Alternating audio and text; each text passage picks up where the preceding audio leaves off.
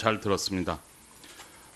이경상 본부장님과 이정민 부서장님 말씀 들어보면 지금 4차 산업혁명의 가장 큰 걸림돌은 규제 문제라는 그런 지적들을 하고 계십니다. 저도 그 부분에 어느 정도 동의를 하고 있습니다.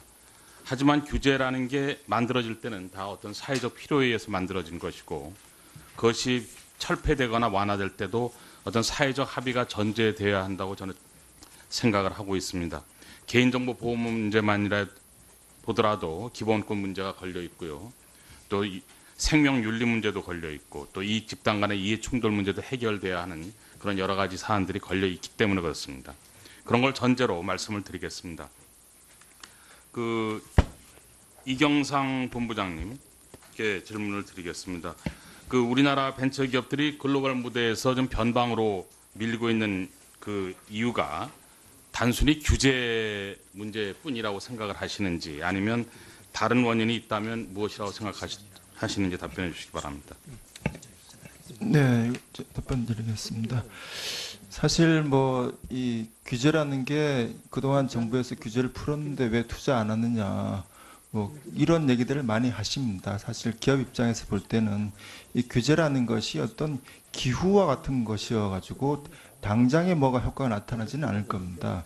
그리고 말씀하신 것처럼 규제보다는 어떤 이 기업가 정신이라든지 그 사회의 풍토 이런 것들이 굉장히 또 중요합니다. 그러니까 미국 같은 경우는 규제보다는 어쨌든 새로운 것을 발견해내려는 어떤 그런 이 창업의 어떤 그런 그때 실리콘밸리 이전에는 그 대학에서 굉장히 많은 연구를 했고 그 대학에서 어떤 기업을 많이 이제 새로 만들었다 그러더라고요. 그래서 이런 부분들이 저도 이제 여기 했습니다만 어떤 그 창업 벤처 메카 같은 어떤 창업의 생태계 같은 어떤 그런 사회 전체의 어떤 분위기가 중요하다 이런 점들은 저희도 같이 중요하다고 보고 있습니다. 네, 제가 그 질문을 드린 이유는 마치 규제만 풀리면 모든 문제가 다 해결되는 것으로 오인될 수 있어서 그런 질문을 드렸습니다. 이정민 부소장님께 하나 여쭤보겠습니다. 그 진술문을 보면은요, 이런 게 있어요. 벤처 육성을 위한 정부의 컨트롤 타워 부재다 이런 지적을 하고 계십니다. 그래서 네. 그러면 이상적인 정부의 컨트롤 타워의 모습은 어떤 거가 어떻게 돼야 되느냐고 생각을 하시는지 설명해 주시기 바랍니다. 예, 말 그대로 컨트롤 타워에 대한 부분인데요. 이거는 과거의 경험에 의해서 이제 이런 말씀을 제가 드리는 겁니다. 이게 이제 과거에는 이제 부로 성격되기 전에 중소기업청이 아시다시피 벤처 정책과 관련되는 정책 주무부서였고요. 지금은 성격되어서 중소벤처기업부로 이제 기대가 있습니다. 이게 이제 법안 자체가 쭉 설명드렸습니다만 이 보고서에 관련되는 정부 부처가 총 17개고요. 많은 법안들이 부처별로 이제 스프레드가 되어 있습니다. 그래서 중기청 현재 중기부 입장에서는 부처 간의 업무 협의가 불가피한 상황입니다만 그 과정에서 부처 간의 이견이 있을 경우에 그거를 벤처 정책이라는 목표를 위해서 조정해 줄 기능들이 그동안 좀 부족했지 않느냐 이런 말씀을 드리는 것이고요.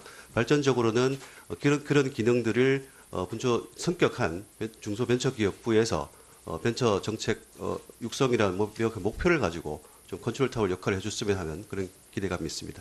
네, 한 가지만 더 여쭤보겠습니다. 200만 개 일자리 말씀을 하셨어요. 좋은 일자리. 네, 그렇습니다. 어떤 근거가 있는 겁니까? 예, 그렇습니다. 저희가 아까 말씀드렸습니다만 벤처 역사가 지금 20년째 됩니다. 97년도에 벤처 특별법이 생기고 지금까지 이루고 있습니다. 총 324만 개 일자리를 창출했고요. 현재 3만 3천 개 기업이 74만 개 일자리를 지금 보유를 하고 있습니다. 그래서 이런 전제들은 말씀드린 이 12개 분야의 생태계가 비옥한 토양이 만들어지면 벤처기업들의 스케일업에 의해서 또 창업에 대한 러쉬에 의해서 200만 개야 신규 창출은 불가능하지 않다고 생각합니다. 네, 저는 이상입니다. 네. 김성수 의원님 수고하셨습니다. 다음으로는 강길부 의원님 해주시겠습니다. 예, 강길부 의원입니다. 이경상 대한상의 본부장님께 질의하겠습니다. 이 규제 완화가 이렇게 이제 지지부진하다는 지적을 해주셨는데 뭐 여기에는 시민단체라든지 여러 가지 반대론자가 많이 있겠습니다만은 이런 사람들을 설득을 해서 무엇부터 어떻게 해결해야 된다고 생각합니까? 예, 사실 뭐 규제가 안 풀리는 이유는 뭐 위원장께서 여러분이 말씀하신 것처럼 어떤 규제를 해야 할 어떤 필요성이 있는 거고 규제를 풀었을 때 어떤 부작용이 있는 것은 사실입니다. 다만 저희가 이제 요구하는 말씀드리고 싶은 것은 이게 어떤 다른 나라는 어떤 위험 이유만으로 이제 이 규제를 다 해놓고 있지 않거든요. 근데 우리는 위험 요소가 있으면은 일단은 이제 뭐 위험을 피해야 된다, 규제를 해야 된다 이런 것에 따라서 과도하게 있다.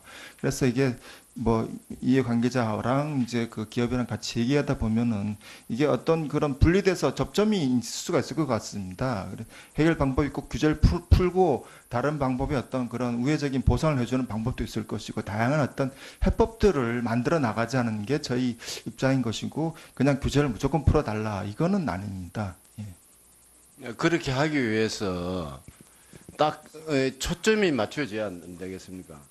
예, 그래서 저희가 이런 얘기는 다 얘기를 많이 하고 있거든요. 많이 예. 하고 있는데 요거를 어떻게 단추를 접근을 해서 풀면 좋겠어요? 저희가 이제 말씀드리고 싶은 거는 어떤 그 전문가에 의한 어떤 문제 해결을 좀 말씀드리고 싶습니다. 이해관계자들은 결국은 이해관계자가 뒤에 있기 때문에 아무리 얘기해도 답이 안 나옵니다. 근데 이해관계자가 추천한 전문가들이 같이 얘기해서 공감을 하는 범위 내에서 해결이 될 것 같습니다. 오케이, 감사합니다. 다음에 이상혁 카이스트 교수님께 질문하겠습니다.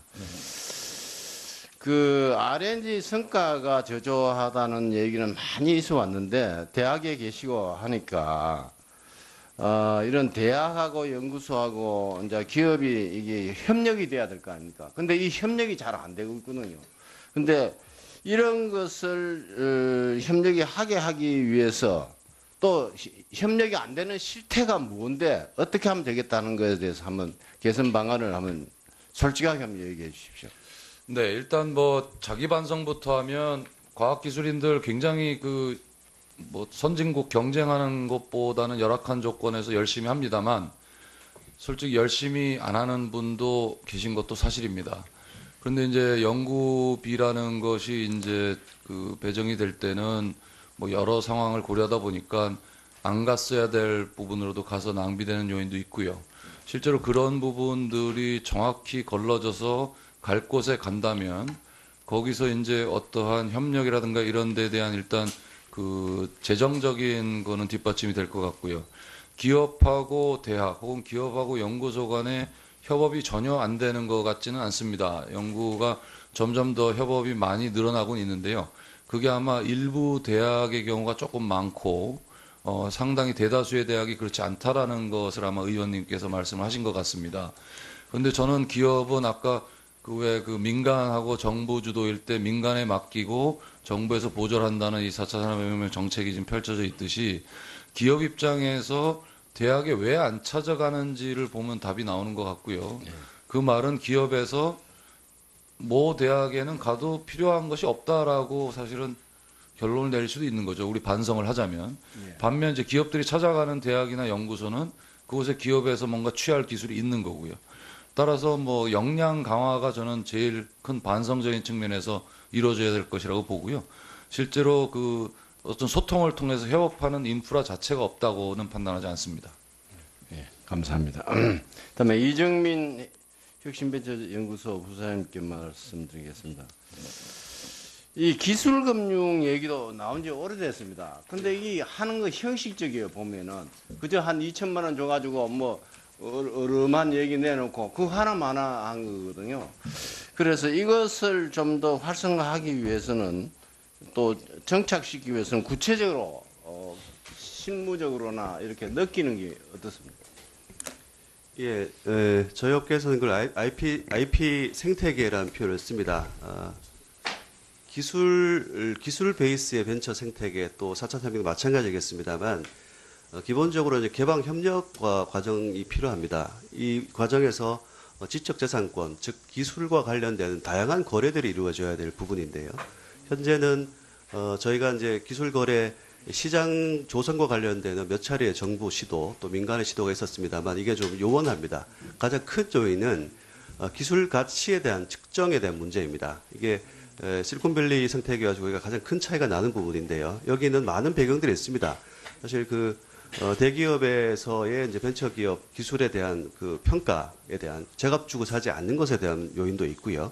기본적으로 문화적으로 기술 자체에 대한 평가에 대한 밸류에이션이 좀 박한 이런 이제 그 문화적인 요인도 있어 보입니다. 그래서 기술 거래와 관련돼서는 가장 큰 요인들이 기술 가치를 적정하게 평가하는 그런 문화와 제도적인 뒷받침 이게 가장 중요한 요인으로 판단하고 있습니다.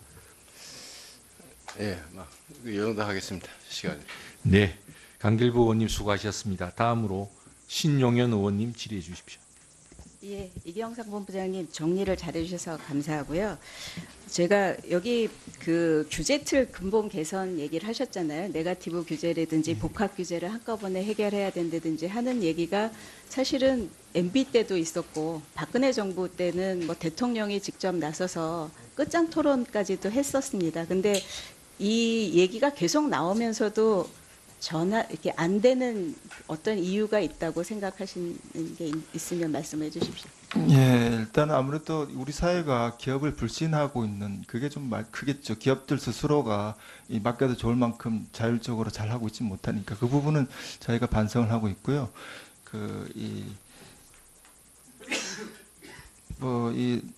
그리고 어떤 선진국 방식으로 우리가 지금 가야 된다는 얘기를 이제 많이 했습니다만, 그리고 국회에서도 많은 부분을 동의했습니다만은 결국은 이제 이 법으로 이제 만들어져야 되는데 법 부분에서 그게 어떤 이 추동력이 조금은 좀 5%가 부족하지 않았나. 그래서 국회에서도 좀 법 제도화하는 부분을 좀 부탁을 드리겠습니다. 예, 저도 그 말씀을 드리려고 했는데요.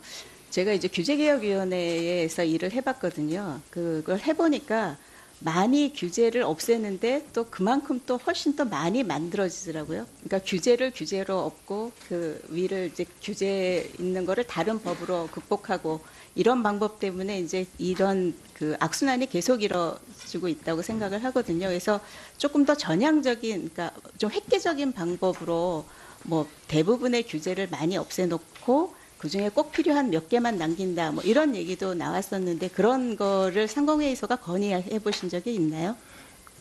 예, 사실 그 부분이 사실 받아들여지기 좀 어려운 부분이라서 저희는 원론적으로는 그렇게 얘기합니다만은 그렇게 많이 이제 얘기를 해왔습니다. 포지티브 규제로 이렇게 얘기를 해왔고요. 저희는 구체적인 어떤 그런 그 과제들을 난관 규제들을 좀 중점적으로 풀어나가는 것을 이제 몇 개 하다 보면은 그게 오히려 더 효과적이지 않을까 이렇게 좀 보고 있습니다. 예, 알겠습니다. 그다음에 이상혁 교수님한테 여쭤보겠습니다.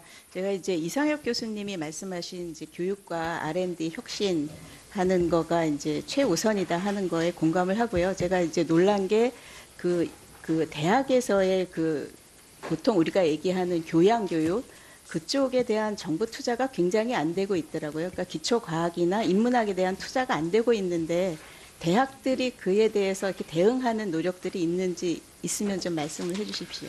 네, 그 굉장히 중요한 말씀, 뭐 질문이 아니고 답을 미리 해주신 것 같고요. 그렇게 가야 되는데 이제 기초과학을 강하게 한 제가 다른 대학을 다 알진 못하고 저희 카이스트 경우만 보게 되면 일단 그 카이스트가 워낙 과학기술 중심의 대학이다 보니까 항상 이런 인문 사회적 소양에 대한 것을 계속적으로 저희가 강화시키기 위한 노력을 해왔고요. 실질적으로 그동안 많이 강화가 됐습니다. 그래서 뭐 꼭 이 4차 산업혁명 시대를 떠나서도 실제 어떤 우리나라를 이끌어갈 그런 과학기술 인재로서 그런 인문적 사회적 소양을 가지고 있다는 것이 중요하기 때문에 계속 강화시켜 왔다라는 말씀을 드리고요. 기초과학 분야도 마찬가지입니다. 그런데 이제 한 가지 조금 애로사항은 이게 대학이란 게 그냥 뚝 떨어져서 태어나고 좀 있다가 대학 들어오는 게 아니고 초중고를 거쳐서 오다 보니까 초중고 때의 교육이 대학에서의 교육에 영향을 굉장히 많이 미칩니다. 근데 뭐 의원님들 잘 아시다시피 무슨 수포자라든가 이런 말이 벌써 돈다는 소리는 그만큼 이제 기초과학을 할 수 있는 기초 체력이 안 돼 있다는 상태로 대학에 들어오는 게 되기 때문에 대학에서의 기초과학은 계속 중요하게 강조가 되고 있음에도 불구하고 초중고가 좀 같이 맞물려서 좀 개선이 되면 좋지 않을까라는 말씀을 올립니다. 예. 또 한 가지 그 R&D 혁신에 있어서 이번에 이제 2018년도 예산을 보니까 4차 산업혁명 얘기가 이렇게 많이 나왔는데 사실은 R&D 예산 체계가 별로 바뀐 게 없거든요.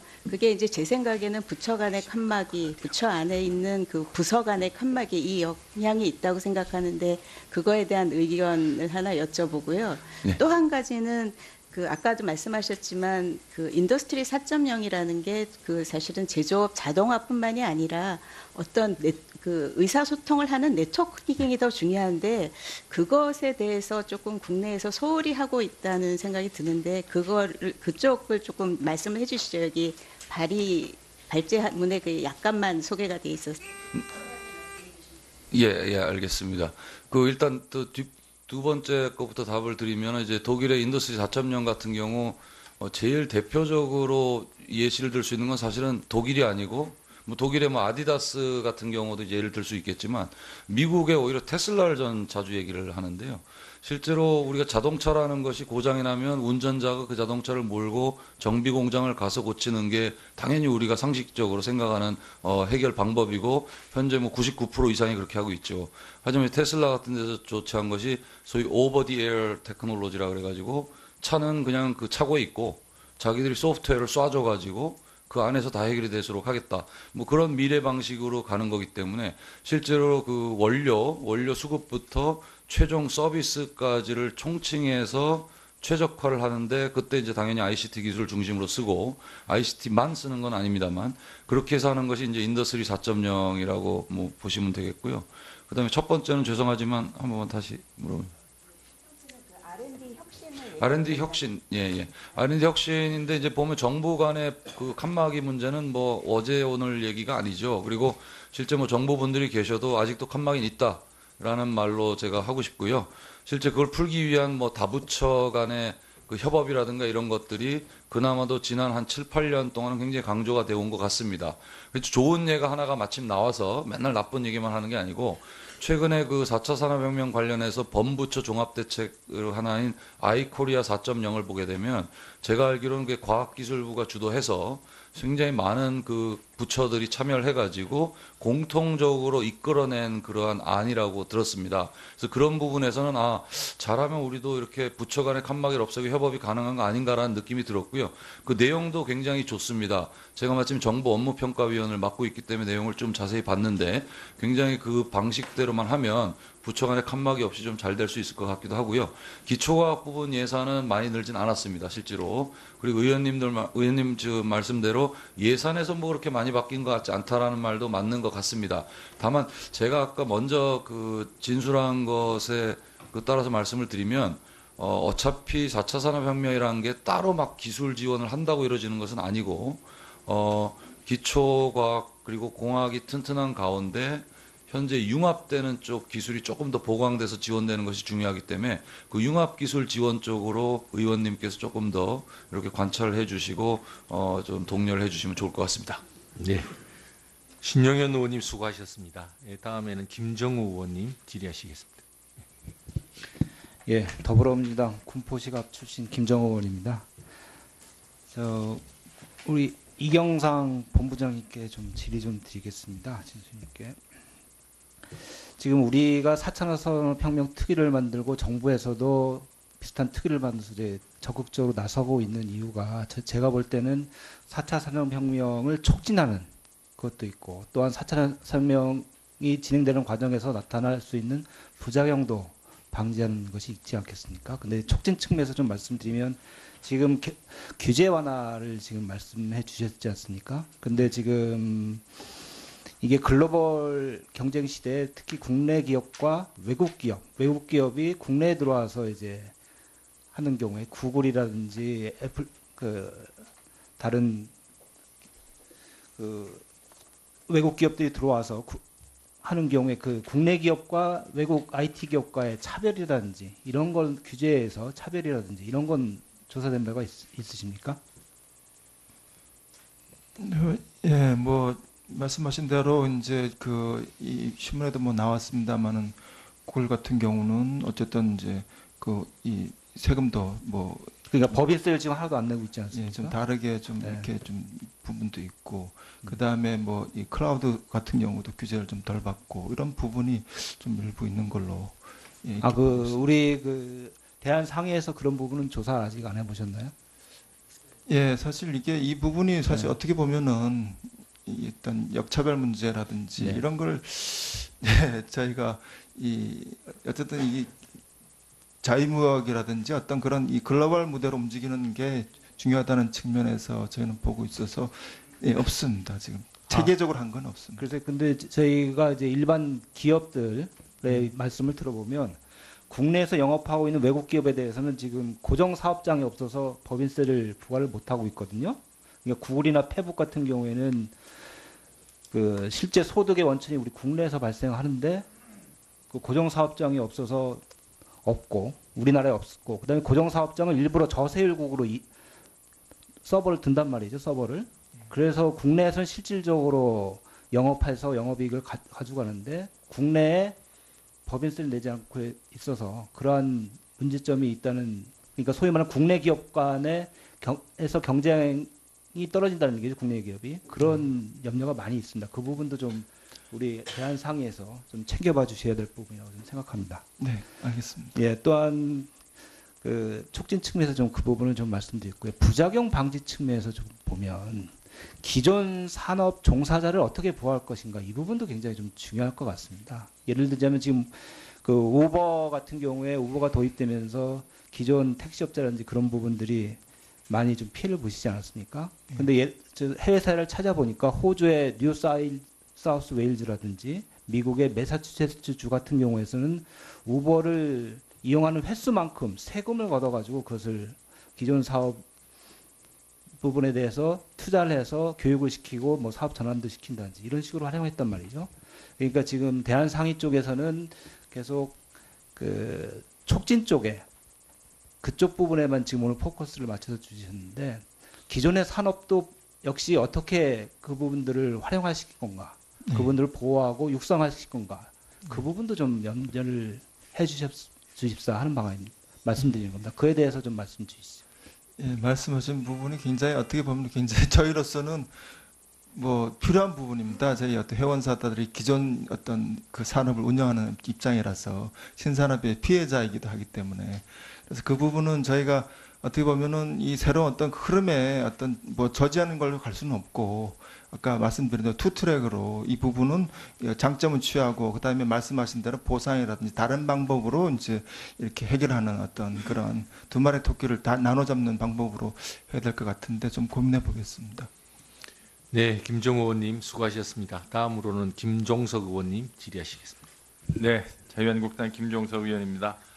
오늘 세 분 진술인들 말씀 들어보니까 공통적으로 이 4차 산업혁명이라는 게 단순한 디지털 융합이 아니고 정보통신 기술을 활용한 무슨 신산업만이 아니라는 점에서 공감대가 있고 저도 굉장히 공감하고 있습니다.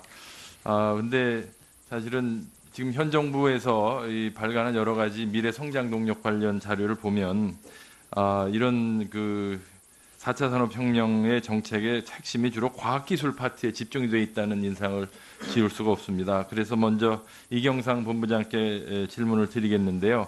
아까 말씀 중에도 이 신산업 정책의 파라다임은 특정 신산업만이 아니고 전통 제조업이나 서비스 산업도 포함해야 한다 이런 말씀이 계셨는데 이렇게 그 과학기술이나 ICT 기술이 아닌 영역에서도 소위 4차 산업혁명이나 혁신 성장이 가능할 수 있다고 보십니까?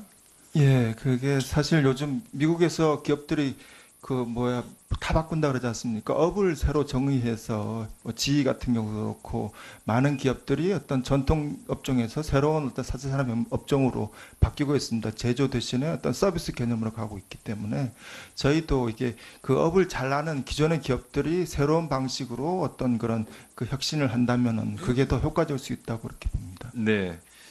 그런데 지금 말씀 중에 원격 의료라든가 드론, 무인차 이런 그 신산업들, 신서비스들이 나오는데 우리나라의 경우 지금 원격 의료 같으면 보건복지부가 규제권자죠. 예. 예, 근데 이분들한테 가서 이거를 신청을 하면 결국 수용 여부는 공무원들이 정하는 거 아니겠습니까? 그동안 그래서 굉장히 소극적으로 임했던 것이죠. 규제권자들은. 예, 아무 예를 들면 드론이나 무인차 같으면은 이거는 몇 개의 그 부처가 관련이 돼 있는 일종의 융복합 상품이거든요. 그러면은 이런 사업을 추진하는 사람들은 이 부처 저 부처 찾아다니면서 이제 또 허가를 받아야 되고 한 군데서라도 비토하면 안 되는 게 지금 우리의 현실 아닙니까? 예, 맞습니다. 그 제가 볼 때는 이게 지금 읍소형이고 민간이 제안하면 해당 규제권자는 수용 여부를 자기네 관점에서 결정하는 이런 문제 때문에 지금 이 혁신이 제약받고 있다고 보는데 실제로 그런 현상을 많이 느끼고 계십니까?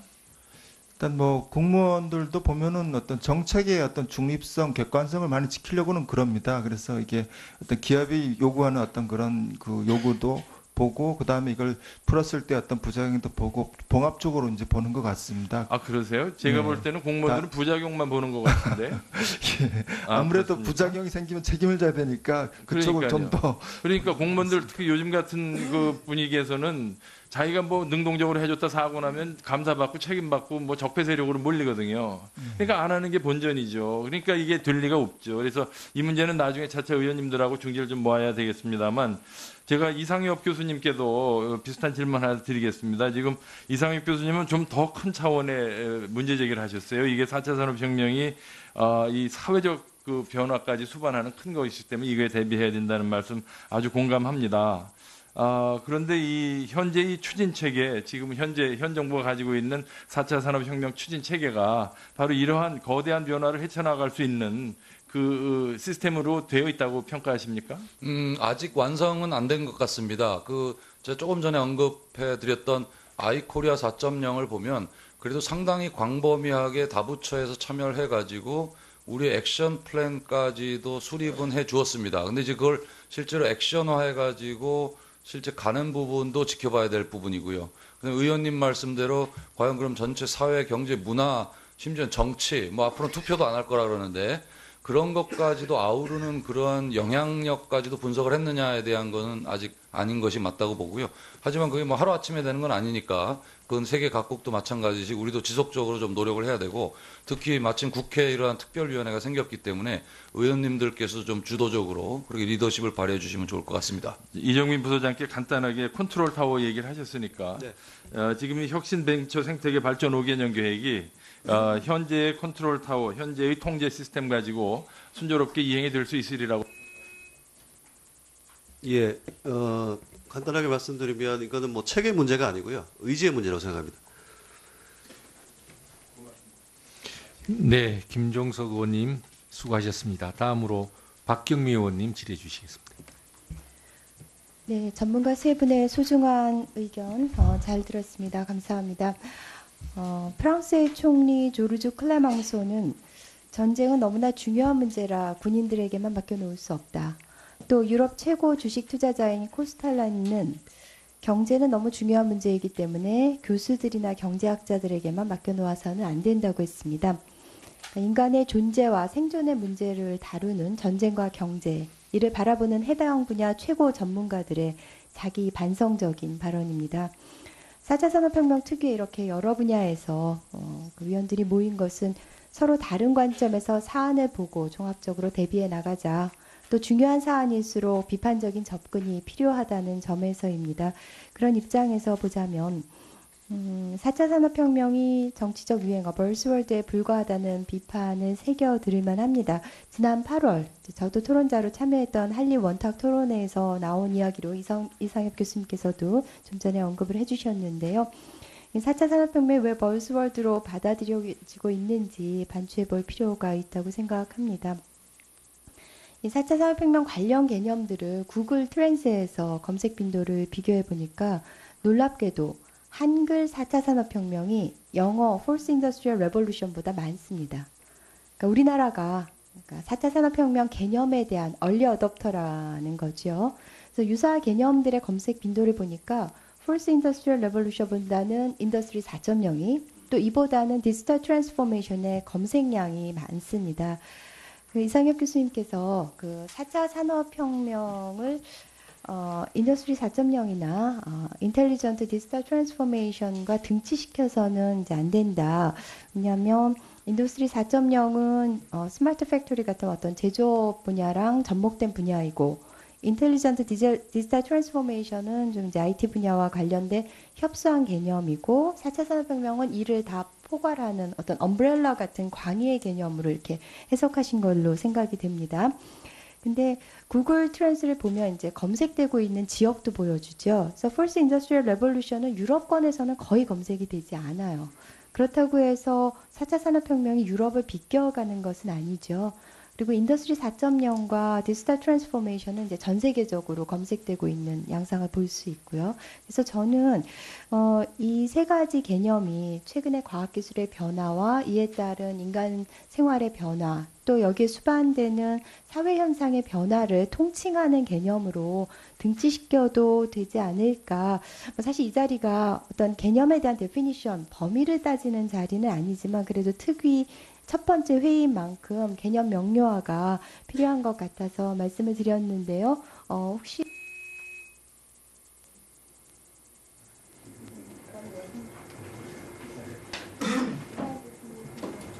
제가 답변. 일단 뭐 의원님께서 정의를 다 해주신 것 같습니다. 그래서 제가 뭐 추가를 굳이 드리자면요. 항상 뭐 다 아시기 때문에 예시로 드리는 게 제일 좋을 것 같은데요. 예를 들면 4차 산업혁명에서 이때까지 안 들어보신 걸 하나만 말하라 그러면 현재 농업이라는 게 굉장히 중요하지 않습니까? 인구는 증가하고 밥은 다 먹고 살아야 되겠고. 근데 이제 식량을 증산할 때 땅을 또 망가뜨리면서 증산하는 비료 투여법만으로는 워킹하지 않거든요. 근데 최근에 이제 과학기술 융합을 보게 되면 소위 그 식물의 뿌리 부분에서 공생하는 여러 미생물들, 이 공생 미생물들을 IT 기술과 인공지능까지 도입을 해가지고 어떠한 미생물들의 조합을 투여했을 때 토양의 질도 가장 좋게 유지를 하면서 식물의 소위 성장과 우리가 원하는 뭐 곡식이라든가 이런 아웃풋을 더 많이 얻을 수 있느냐까지도 지금 진행이 되는 것이 연결이 돼 있거든요. 저는 이게 4차 산업혁명이라고 봅니다. 근데 여기서 핵심은 IT만은 아니죠. 네, 위원장님께서 해량해 주셔서 조금만 더 말씀. 예, 그러니까 그리고 우리나라 4차 산업혁명 담론과 관련해서 제가 받은 인상은 바이오가 다소 경시되고 있다. 아까 이제 말씀도 주셨는데요.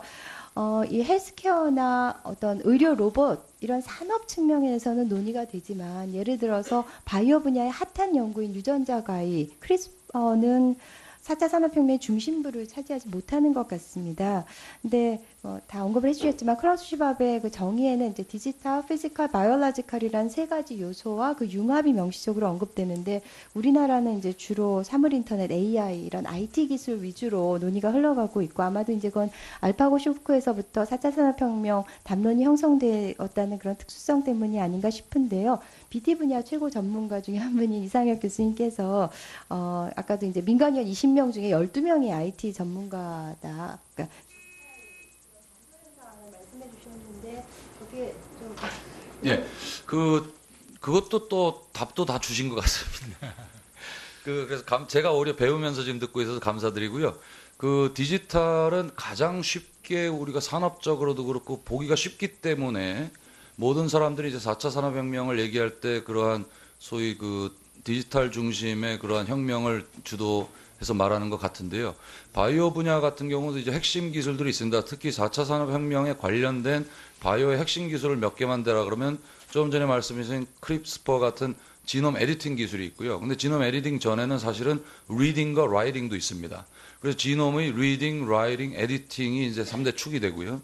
또 하나는 이제 뉴로 관련된 겁니다. 우리 이제 뇌가 가장 뭐 미지의 영역이라고 활발히 연결이 되지만 뭐 IoT랑도 이제 연결해 생각해 보시면 아시죠? 앞으로는 그냥 째려보면 냉장고가 알아가지고 물 꺼내갖고 로봇가 갖다 주는 그러한 시대로까지 가는 이 뉴로모피즘까지도 나올 거고요.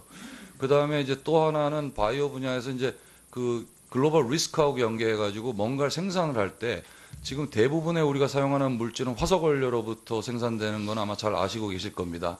그리고 그 시장만 해도 케미컬 머티리얼 약 3,500조 1년에 정도가 되는데 원유나 내추럴 가스가 없어지면 어떡할 거냐. 실제로 없어집니다. 지금 원유는 한 53년 남았고 석탄 같은 경우가 103년 정도 남았고 내추럴 가스도 한 100년 정도 남았는데 물론 뭐 우리가 발견을 조금씩 더해서 조금씩 늘어난다고는 합니다만 어쨌든 기후변화 문제하고도 맞물려서 더 이상 못 쓰는 시대가 되면 우리가 빨가벗고 다닐 거냐 이거죠. 그럼 이런 물질을 어떻게 할 거냐. 이것이 이제 바이오 기반으로 생산이 되기 때문에 모든 소재의 원천에도 또 바이오가 자리를 잡고 있다. 이런 말씀으로 중요성을 말씀드립니다. 네, 우리 박경미 의원님 수고하셨습니다. 네, 질문 중심으로 시간을 활용하시면 아마 더 많은 답변을 얻을 수 있을 겁니다. 왜냐하면 질문만 지금 시간을 체크하는 방식으로 하고 있습니다. 네, 다음으로는 박맹우 의원님 시간 되겠습니다. 예, 박명우 의원입니다. 먼저 이정민 부소장님께 좀 여쭤볼게요. 오늘 발표하신 거나 이 자료를 보니까 정말 방대한 분들어 그야말로 이 개념이 안 잡히던 4차 산업혁명이 무엇이며 할 일이 무엇인가 이런 것이 그냥 아주 방대하게 이렇게 정리가 되어 있는 것 같은데 여기 보니까 이 작성 주체가 혁신벤처단체협의회, 제가 몰라서 그렇습니다. 네. 네, 협의회이고 지금 이제 발표를 하신 우리 이정민 부소장님 그 연구소 또 그거는 무엇인지 좀 소개부터 먼저 간략하게 한번 해주시죠. 예, 동일한 이름들이 많아서 좀 혼선을 해서 죄송합니다. 저는 벤처기업 협회의 정책연구소를 맡고 있고요. 지금 언급해 주신 그 혁신벤처단체 협의회는 이런 정책적 연대를 위해서 올해 9월 말에 모인 협의체입니다. 저희 벤처기업 협회와 아까 그 위원장님 잠깐 소개 말씀 주셨습니다만 기업 사이드뿐만이 아니고 벤처 캐피탈, 엔젤, 기업가 정신, 코스닥 협회 이런 다 관련된 13개 단체들이 모여서 이 보고서와 같은 4차 산업혁명 그리고 벤처 생태계와 관련되는 정책적 연대를 하기 위한 네. 협의체입니다. 그러면은 현재 이제 정부와 어떻게 소통하고 같이 협의하고 그런 기회를 많이 가지고 있습니까? 예, 저희 협의회가 9월 말에 발족했고요. 이 보고서가 11월 말에 출간이 됐습니다. 그래서 막 이제 부처와 협의를 시작하고 있습니다. 네, 오늘 여기서 발표된 이런 안은 물론 정부도 알고 있을 테고 정부도 어느 정도 다 수용을 하는 그런 안이라고 보면 되겠습니까? 꼭 그렇지만은 않은데 이제 저희 고민이 있습니다. 그 정부 입장에서도 각 부처별로의 분명한 로직들이 있을 부분이고요. 저희가 이제 현장에서 느끼는 부분하고 정부의 이제 그 온도차가 분명히 존재합니다. 그렇기 때문에 이제 저희가 이런 보고서를 통해서 또 그 이런 좋은 위원님들에 대해서 소개 아마 말씀드리는 이제 부분이 큰 힘이 될 것 같습니다. 이런 것도 이제 연결시키는 역할이 우리 특위의 역할 중 하나가 아닌가 싶고 그래도 안심스러운 것은 이렇게 또 계획상으로나마 이렇게 많은 연구를 하고 있다는 것에 대해서 좀 위안이 되는데 현실적으로 직접 기업을 하는 분들의 협의체에서 만든 거니까 가장 실감나고 현실성이 있는 것이 아닐까 하는 생각에 대해서 계속 좀 발전시키고 좀 정부하고 좀 소통을 많이 하시고 또 미래의 아젠다도 많이 좀 던져주시길 바랍니다. 이상엽 교수님, 예, 말씀 중에 아주 정말 그 눈에 번쩍 띄는 그런 말이 있습니다. 아까 우리 김종석 의원님도 좀 짚었다시피 4차 산업혁명은 디지털 융합 그 이상의 변화 혁신인 것이고 미래 먹거리 창출을 넘어서 사회 혁신 추동까지 된다. 이래서 이해는 이렇게 막연하면 됩니다. 지금 되돌아보면은 우리 행정적으로도 그렇고 한 10여 년 전에 학계에서 또는 산업계에서 융합이라는 말이 막 유행이 되었어요. 그래서 그 융합이 최고의 이제 가치인 것처럼 이렇게 오다가 지금 이제 4차 산업혁명이라는 아젠다로 바뀌었어요. 바뀌었어. 지금은 이제 이 4차 산업혁명이라는 이름으로는 모든 지금 가치가 다 블랙홀처럼 빨려 들어가는 것 같아요. 다 이쪽으로 이제 없어지겠어. 여기에다가 어떤 조절을 맞춰서 이렇게 풀어보는 이런 생각인 것 같은데 간략하게 이런 부분에 대해서 사회 추동까지도 받아보는 이런 전문가의 이 입장에서 비전을 간략하게 한번 좀 몰라서 그런데. 지금 그러니까 그 디지털 그다음에 물리적 우리가 실제 만질 수 있는 물리적 그리고 생물학적 것이 다 합쳐지면서 우리가 아직 알지도 못하는 여러 기술과 산업이 지금 창출이 되고 있고요. 그 다음에 뭐 의원님들은 이제 국민들이 투표를 해서 또 이렇게 그 모시지 않습니까? 그러다 보니까 재미있는 예로 말씀을 드리면 2025년이 되면 전 세계 도시 중에 투표 없이 선출하는 시스템이 나올 거다. 그 이유가 이제 1쪽의 센서와 알파고 제로로 대변되는 인간은 필요 없다는 수준 정도 인공지능이 나오면서 빅데이터 기반으로 답이 그냥 나오는 거예요. 투표할 필요가 없이. 뭐 그걸 이제 우리가 취할 거냐는 우리 사람의 선택권이지만, 그 다음에 또 하나 뭐 어떤 사회적인 현상을 바꾼다는 것 중에 하나가 그 소위 모든 그 기구나 회사의 최고 의결 기관이라는 이사회에 인공지능이 앉아 있다. 이사로. 어떡할래? 라고 물었더니 이사까지는 용납을 하겠다. 근데 이사장은 사람이 해야 되겠다. 뭐 이런 답이 돌아왔어요. 전문가들한테. 그래서 굉장히 많은 것들이 바뀌고 뭐 포켓몬고라는 그런 게임이 사고를 일으킬 정도로 놀이 방식도 바꿨는데 그거는 이제 유도 아니고 VR 기반의 이러한 노는 방법이라든가 이런 것들이 아마 사회 전반에 걸쳐서 굉장히 많은 거를 바꿀 거란 뜻으로 사회 전반에 영향이 미치는 것이 크다라고 말씀을 드린 것입니다.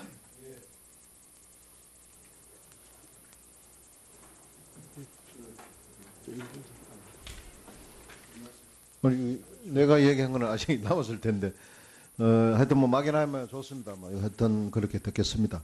이경상 본부장님, 뭐 지역적인 거 하나 여쭤보겠습니다. 다른 뭐 규제 이런 걸 떠나서 여기 보면은 개인정보 보호 문제가 굉장히 이제 빅데이터 관리 활용에 문제가 된다 하면서 일본하고 좀 비교를 해놨거든요.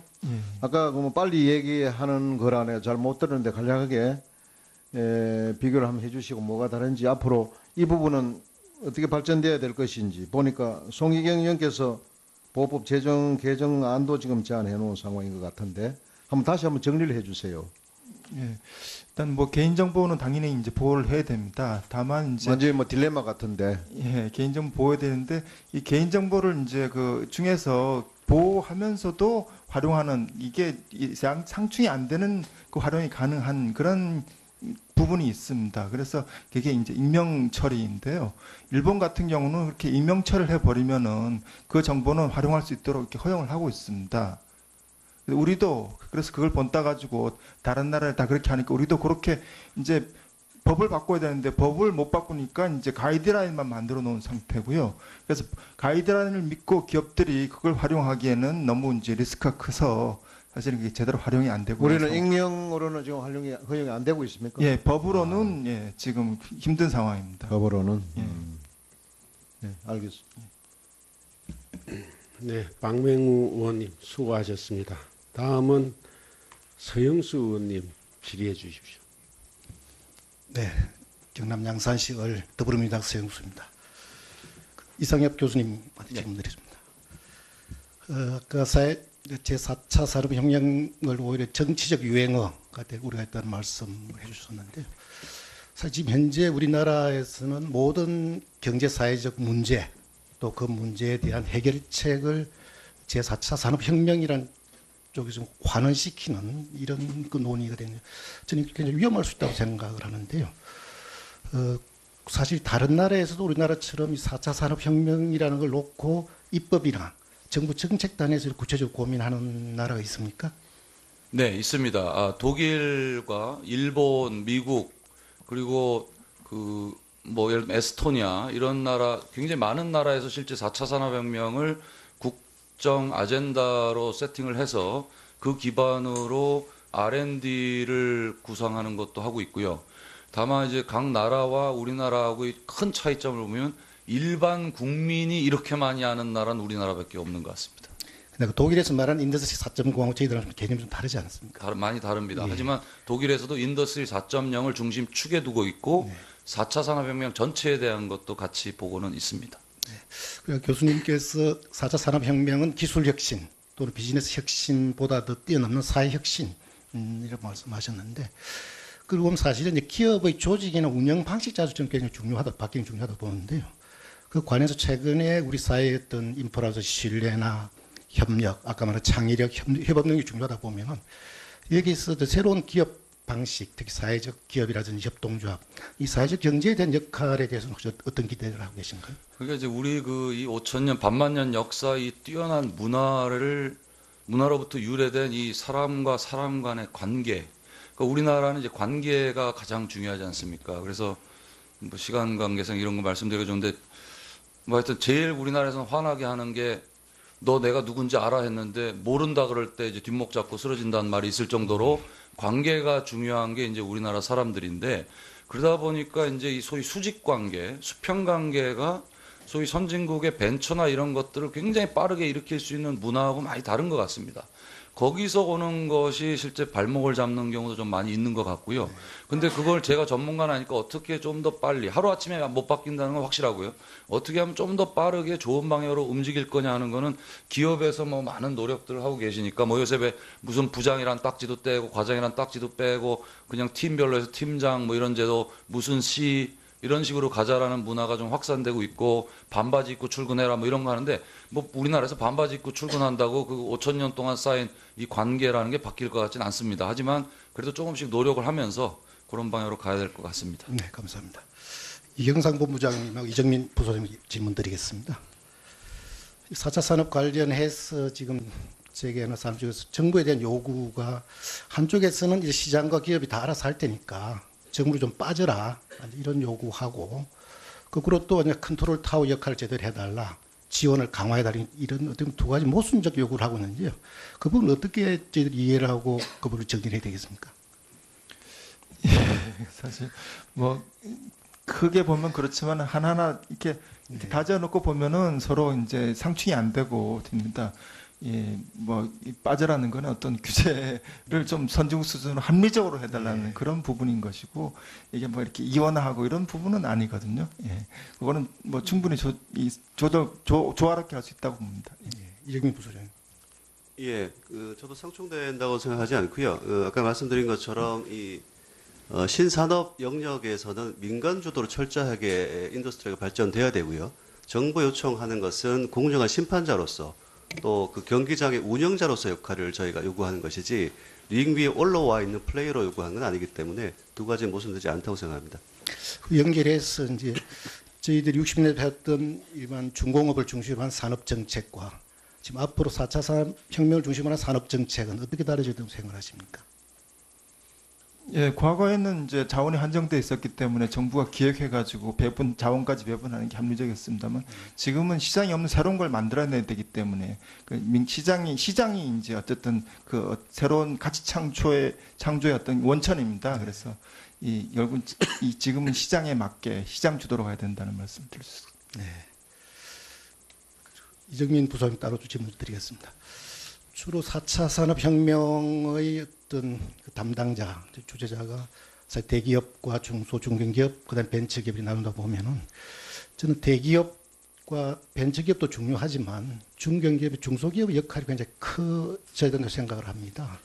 사실 대기업은 지금 R&D라든지 또 벤처기업은 정부의 지원을 많이 받고 있지만 상대적으로 가운데 끼어 있는 중소, 중견기업 자체가 과연 4차 산업혁명을 감당할 만한 그런 여력은 많이 부족하다. 우리 거기에 대한 관심 많이 가져야 된다고 생각하는데요. 문제는 그 부분은 결국 대기업과 중소기업 간의 어떤 상생 구조에서 뭐 문제를 찾고 해결책 찾아야 된다고 생각합니다. 그 제값 안주기라든지 기술 약탈, 그 다음에 우리 대기업에서 나온 정관 예우 이런 문제들이 해결되지 않으면은 사실 중소기업, 중견기업들이 그런 R&D 여력이라든지 인력 확보가 어렵다고 보는데 그 부분에 대해서는 어떤 대책이 필요하다고 보십니까? 예, 뭐 정확한 지적이시고요. 저희가 이제 그래서 기울어진 운동장의 문제를 늘 말씀드리는 부분이고요. 사실 그 대기업에 많이 나아졌습니다. 많이 개선이 되었습니다만 대기업의 소위 갑질, 횡포에 대해서는 저희가 흔히 미국 사례를 많이 듭니다. 약 100년 전에 그 대기업의 독점 구조에 대한 그 미국 법원의 아주 무거운 처벌이 그 이후에 이제 대기업의 그런 횡포를 막았다는 그런 사례를 보듯이 저희도 많은 법률적 체계에서 대기업의 횡포에 대한 그 제어 수단이 있습니다만 실질적으로 그게 그런 행위에 의해서 처벌받았다는 사례는 많이 찾기 힘든 상황입니다. 그래서 아까 말씀드린 것처럼 좀 엄정한 그런 심판자로서 역할이 필요하다 그런 말씀드리겠습니다. 예, 마지막 질문인데요. 지금 벤처가 스케일업 하는데 지금 미국 M&A 시장 자체가 활성화되어 있는, 우리는 그 부분이 지금 활성화되지 않다고 말씀하셨는데, 결국 M&A를 하는 주체는 캐피탈보다는 사실 대기업들이 좀 나섰어야 된다. 미국의 구글이라나 마찬가지. 한국도 사실 삼성전자라든지 LG 나서지 않는 이유가, 만약에 이렇게 국내 대기업이 M&A를 하면은 그 기업에 있던 기술자가 빠져나가서 창업을 그걸 조장한다. 그걸 막기 위해서 국내에 있는 M&A를 하지 않고 오히려 해외에 있는 M&A라는 이런 그 관행이 있거든요. 사실 그 부분이 어느 정도인지, 그걸 막기 위한 방법 뭐가 있는지 우리 경사 보면 예, 뭐 말씀하신 대로 이제 삼성 같은 기업이 국내 벤처 기업에 M&A 제값을 주고 사는 풍토가 조성이 돼야 되는데, 첫 번째로는 기존의 어떤 대기업들이 문어발한다 이런 오해를 사기 싫어서 일부러 안 하는 측면이 있고, 두 번째로는 우리 벤처가 아직까지는 어떤 그 벤처 메카에서 이루어진 만큼 치열하게 어떤 그걸 발굴해내지 못하는 게 있다. 그 부분도 같이 좀 말씀을 드리고 싶겠습니다. 네, 서영수 의원님 수고하셨습니다. 다음으로는 백승주 의원님 질문해 주십시오. 예, 경상북도 구미갑의 자유한국당 백승주 의원입니다. 세 분 발표 잘 들었습니다. 이상엽 특공 교수님께 먼저 질문드리겠습니다. 그 사람 중심 경제에 대해서 어떻게 이해를 하고 있습니까? 사람 중심 경제, 그러니까 이제 경제라는 것이 이제 우리 사람들이 여러 활동을 하면서 영위하는 그런 행위 전체를 봤을 때 그 중심에 사람이 있다라는 그 어원 그대로 이해를 하고 있는데요. 예를 들면 거기서 소외되는 사람이 있으면서 발전하는 경제는 의미가 없으며, 모든 사람들이 더불어서 함께 업그레이드 될 수 있는 그러한 경제를 말한다고 이해하고 있습니다. 우리가 시정연설에서 국회 예산 시정연설에서는 그걸 재벌 중심 경제와 대비되는 개념으로 정부에서 설명을 했어요. 그래서 재벌 중심의 경제가 우리 4차 산업혁명에 유리한지, 지금 말씀하신 사람 중심의 경제가 4차 산업에 유리한지 얘기에 대한 생각을 묻고 싶습니다. 저는 둘 중에 하나는 잘 안 고릅니다. 하지만 그 중에서 고른다면 사람 중심 경제가 4차 산업혁명에 더 유리하다고 볼 수 있고요.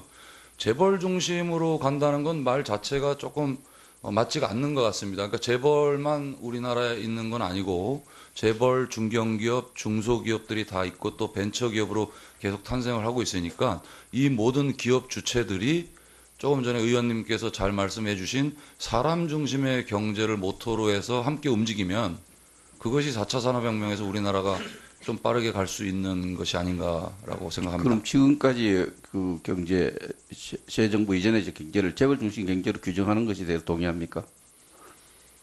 재벌이 경제 규모로 봤을 때 기여도 퍼센티지가 제일 높다는 데 동의하고요.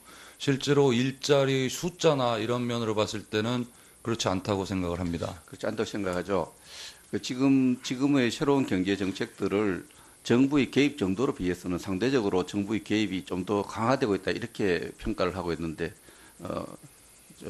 시장에 의존하기보다는 정부가 더 많은 역할과 개입을 하고 있는 경제 정책을 보고 있는데, 그런 생각에는 어떻게 생각하세요?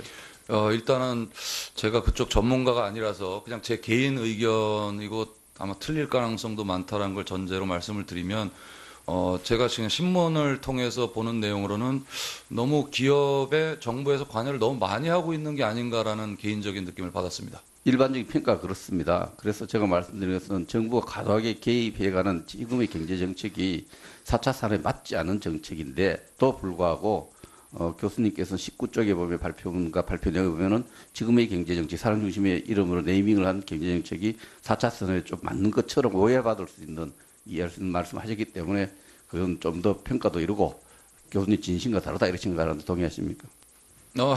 진심과 다르다기보다 저는 우리나라의 현 정부에서 우리나라를 잘 살게 하고자 펼치는 정책에 그 워딩에 동감을 하고 있고요. 그래서 사람 중심의 경제라는 게 어떤 뜻으로 말하는 건지는 알기 때문에 거기에 3대 축으로 제시했던 것 중에 혁신 성장 쪽에 물론 방점이 찍히는 것이 4차 산업혁명의 중심이긴 하지만 실제로 아마 경제 주체들이 모두 다 참여해서 함께 우리나라를 잘 살게 만들고자 하는 거에는 이견이 없다라고 생각을 합니다. 예, 이정민 부소장님 오늘 말씀 참 잘 들었습니다. 보고서 내용을 요약해서 잘 들었는데 우리가 정부와 국가가 해야 될 일을 우선적으로 생각한다면은 그게 뭐 법제도 개혁 중에 감사원의 정책 감사가 상당히 문제 있다고 했는데 거기도 실질 사례를 갖고 좀 설명해 주십시오.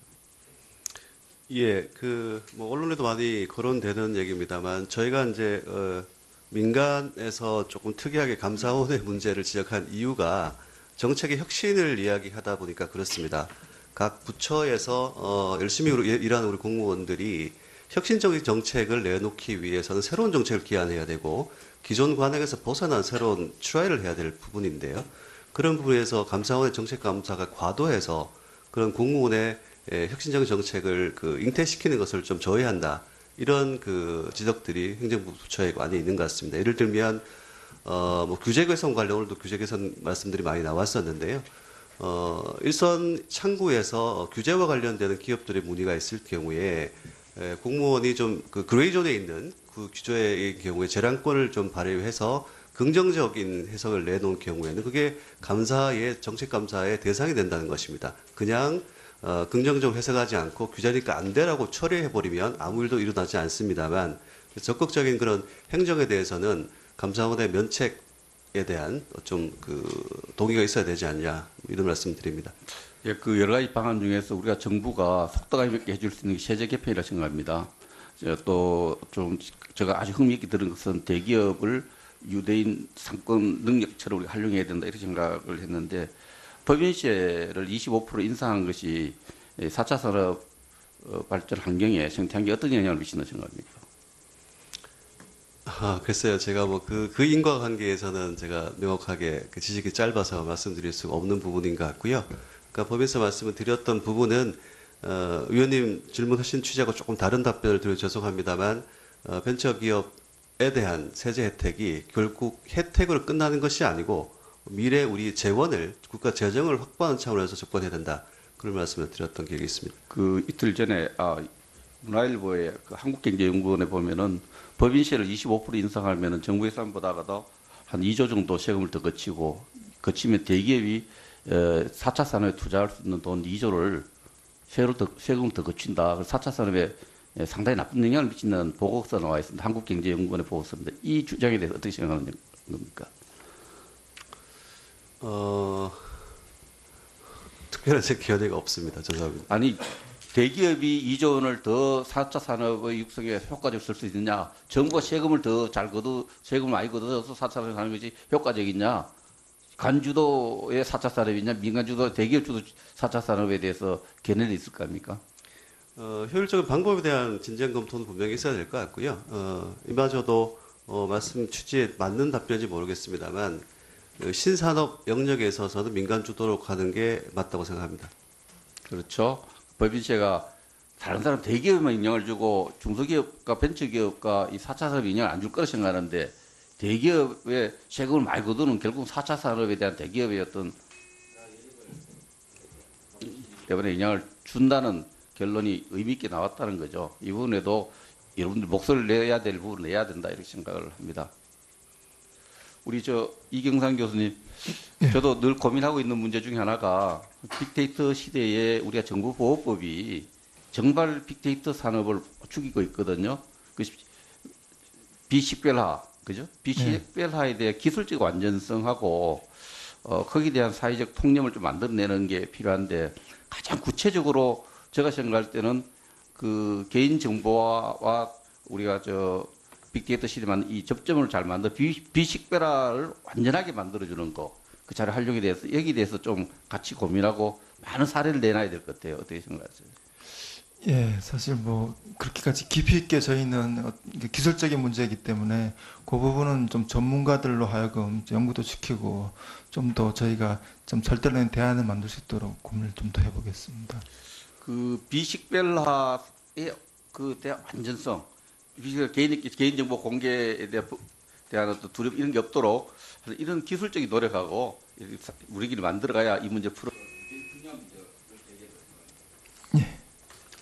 네. 백성주 의원님 수고하셨습니다. 다음으로 김수민 의원님 질의해 주시기 바랍니다. 네, 국민의당 김수민입니다. 질의에 앞서서 4차 산업혁명을 성공적으로 연착륙시키기 위해서 국회 차원에서 주도적으로 특위를 구성하고 또 그 첫 번째 시작으로 오늘 이경상 본부장님과 이상엽 교수님 또 이정민 부소장님 전문가 세 분을 모시고 의견을 듣게 되는 자리를 마련하게 돼서 매우 뜻깊게 생각을 합니다.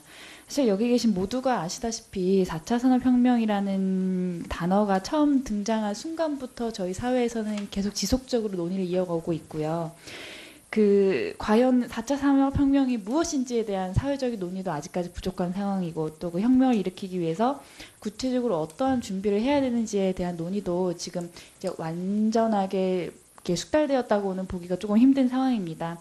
실질적으로 이제 제가 느끼는 상황은 아직까지 제자리 걸음을 조금 면치 못하고 있는 것은 아닌가라는 뭐 기대 반 우려 반의 그 생각이 들고 있습니다. 특히 제가 창업진흥원이 실시한 4차 산업혁명 대비 수준 조사 결과를 봤는데요. 여기 보니까 국내 창업 벤처기업의 3분의 2가 아무런 대응을 지금 못하고 있다라는 통계를 냈더라고요. 2,193곳 중에 100점 만점에 57.9에 불과해서 전체 36%만이 4차 산업혁명에 대비하고 있다라는 통계를 이제 창업진흥원도 자체적으로 조사를 했습니다. 이제 사실 국회에서나 아니면 민간에서나 굉장히 4차 산업혁명에 대한 이야기도 많이 하고 논의도 많이 하는데 이런 것을 무색하게 만든 대목이 아닐 수가 없습니다. 이러한 상황에서 사실 오늘 이 자리가 그 이상엽 교수님께서 말씀하셨던 것처럼 어떠한 정치적인 유행어로 전락을 하게 하는 것이 아니라 어떤 기존에 출구 없는 논의를 무한적으로 반복을 하는 자리가 아니라 또 혁신과 변화의 준비 한 발 더 앞서가는 자리가 되었으면 합니다. 이것 때문에 사실 제가 진술인들께 여쭙고 싶은 문제는 오늘 모이신 세 분께서 공통적으로 공감대를 형성하고 계시는 규제개혁이라는 부분인데요. 특히 이제 이경상 진술인과 이정민 진술인께서는 지금 현재 포지티브 규제를 네거티브로 바꿔야 된다라고 이제 말씀을 하셨습니다. 맞죠? 네. 네, 이 규제 체제의 전환에 대한 문제점 지적과 논의는 사실 국회에서나 민간에서 정말 지속적으로 이야기가 나오고 있는 부분이고 이제 공감대를 충분하게 형성을 했다고 생각을 하는데 실제로 이걸 구체적으로 어떻게 진행할 거냐라는 부분 그 네거티브로의 법 체제 전환이라는 아주 구체적인 강론에서는 이야기가 거의 안 되고 있다고 저는 생각을 합니다. 그 방안과 세부 전략에 대한 개별적 논의가 지금은 이제 이 정도 됐으면 이제 계속 나와야 되는 것 같은데 그 어떤 아주 세부적인 전략이 지금 부재하다라는 부분에 관해서 저는 굉장히 아쉬움을 느끼고 있습니다. 그래서 이제 진술인들께서 어떤 방식으로 이런 규제 전환 방식을 이루면 좋을지에 관한 생각이 계신지 한번 여쭤보고 싶습니다. 네, 제가 먼저 말씀드리겠습니다. 일단 말씀하신 대로 규제 틀 자체를 이렇게 통째로 바꾸는 거는 굉장히 좀 리스키하고요. 그래서 저희가 이제 말씀드리고 싶은 거는 기업이 신사업을 할 때 그때 어떤 규제가 있다면 그 부분에 대해서는 좀 가능하면 네거티브로 해달라. 그리고 두 번째로는 지금 이 기왕에 나와 있는 어떤 포지티브 규제들이 많은데 이게 지금 관건이 지금 난관으로 작용하고 있는 것들을 좀 하나하나 이렇게 무너뜨리는 작업을 지속적으로 해 나간다면은 결국은 그게 더 효과적이지 않을까 이렇게 봅니다. 예, 그 규제 샌드박스에 대한 논의가 각 부처별로 또 정부 내에서 활발한데요. 아시다시피 규제 샌드박스라는 것은 영국 정부가 핀테크 육성을 위해서 최초로 시도한 것입니다. 아이들의 그 모래 놀이터처럼 그 상용화 전 단계, 그 테스트 베드 상태에서는 한번 해보라는 것입니다. 규제에도 불구하고. 근데 많은 경우에 이제 우리나라가 특히 규제에 대해서 고민들이 많고 폐해가 있는 것은 우리나라 법 체계 때문에 기인한다고 보는데요. 영국의 그 샌드박스 도입 이후에 제 기억에는 올 상반기까지 전 세계적으로 규제 샌드박스란 제도를 도입한 나라가 11개국 정도가 되는데요. 대부분이 아시아 국가들입니다. 성문법 체계를 채택하고 있는 국가들이고요. 그래서 저희가 이제 정부의 고민들이 뭐 최근에 발표된 것에 의하면 과기부는 ICT, 산업부는 융합 부분, 또 금융이 핀테크 영역에서 이제 샌드박스 제도를 도입하겠다고 발표를 했기 때문에 일단 그게 좀 신속한 속도의 부분을 당부드리고 싶고요. 또 하나 좀 아쉬운 부분은 이 4차 산업혁명과 관련된 이 스펙트럼이 의원님 말씀하시는 것처럼 과연 핀테크, ICT 특정 볼티클한 인더스트리 문제냐, 그건 아닐 것 같습니다. 그래서 범위가 조금 더 확장된 상황에서 적어도 테스트베드까지는 기존의 많은 규제에도 불구하고 일단은 허가해주고 그 이후에 상용화 단계에서는 사회적 합의를 이루는 것이 합당하지 않을까 생각합니다. 네. 저도 할까요? 저는 규제 관련해서는 지금 뭐 네거티브 규제 말씀 많이 하셨는데요. 그리고 실제 그것이 보통 4차 산업혁명 시대의 규제를 해결하기 위한 전략이라도 다 제시하는데 100% 동의하지 않고요. 실제로 더 전문가들이 오랫동안 논의한 방법으로는 soft and flexible 시스템으로 가야 된다라고 표현들을 합니다. 이건 무슨 말이냐면 이 규제라는 거를 아까 의원님께서 앞에서 말씀도 해주셨는데 원래 만들 때 이유가 있었지 않습니까? 근데 그게 이제 사회 환경과 현재 그 처한 여건이 달라지니까 이제 이걸 풀어야 되겠다라는 걸로 나오기 때문에 그것이 각 세부 항목별로 규제별로 다 모두가 다 다릅니다. 그리고 그건 처한 나라나 또 그 나라 사람들이 생각하는 방식에 따라도 다르고요. 따라서 그 각 아이템별로 부드럽고 유연하게 상황에 따라 결정해야 된다는 게 첫 번째고요. 거기에 이제 네거티브 규제도 포함이 될 수 있겠죠. 또 한 가지는 사회적 공감대를 형성하는 방법인데요. 이걸 옛날에는 소위 퍼블릭 퍼셉션이라는 말을 많이 썼습니다. 그러니까는 그 소위 일반인들이 인지하는 게 뭐냐. 근데 저는 그게 이제 좀 잘못됐다고 보는데 반드시 퍼블릭 퍼셉션이라는 말을 쓰지 말고 커뮤니케이션, 소통으로 가야 된다. 그러니까 결국 반대를 하는, 물론 반대만을 위한 반대를 하는 분도 있지만 그것도 결국은 어떤 이유로 소통 부재에 의한 거니까 소통이 충분히 해야 되고 데모크라틱 프로시저에 의해서 soft and flexible regulation 문제를 풀어야 된다는 것이고요. 그걸 위해서는 그 권한을 쥐고 있는 정부 부처에서 공부를 해야 됩니다. 제일 중요한 게. 공부를 안 하기 때문에 겁이 나서 예스도 못하고 노도 못하는 경우가 사실 많거든요. 근데 과학기술은 무지하게 빠른 속도로 발전하기 때문에 공부를 안 하고는 결정 절대 내릴 수 없습니다. 이거 했다 잘못되면 어떡하지가 제일 먼저 드는 생각이고요.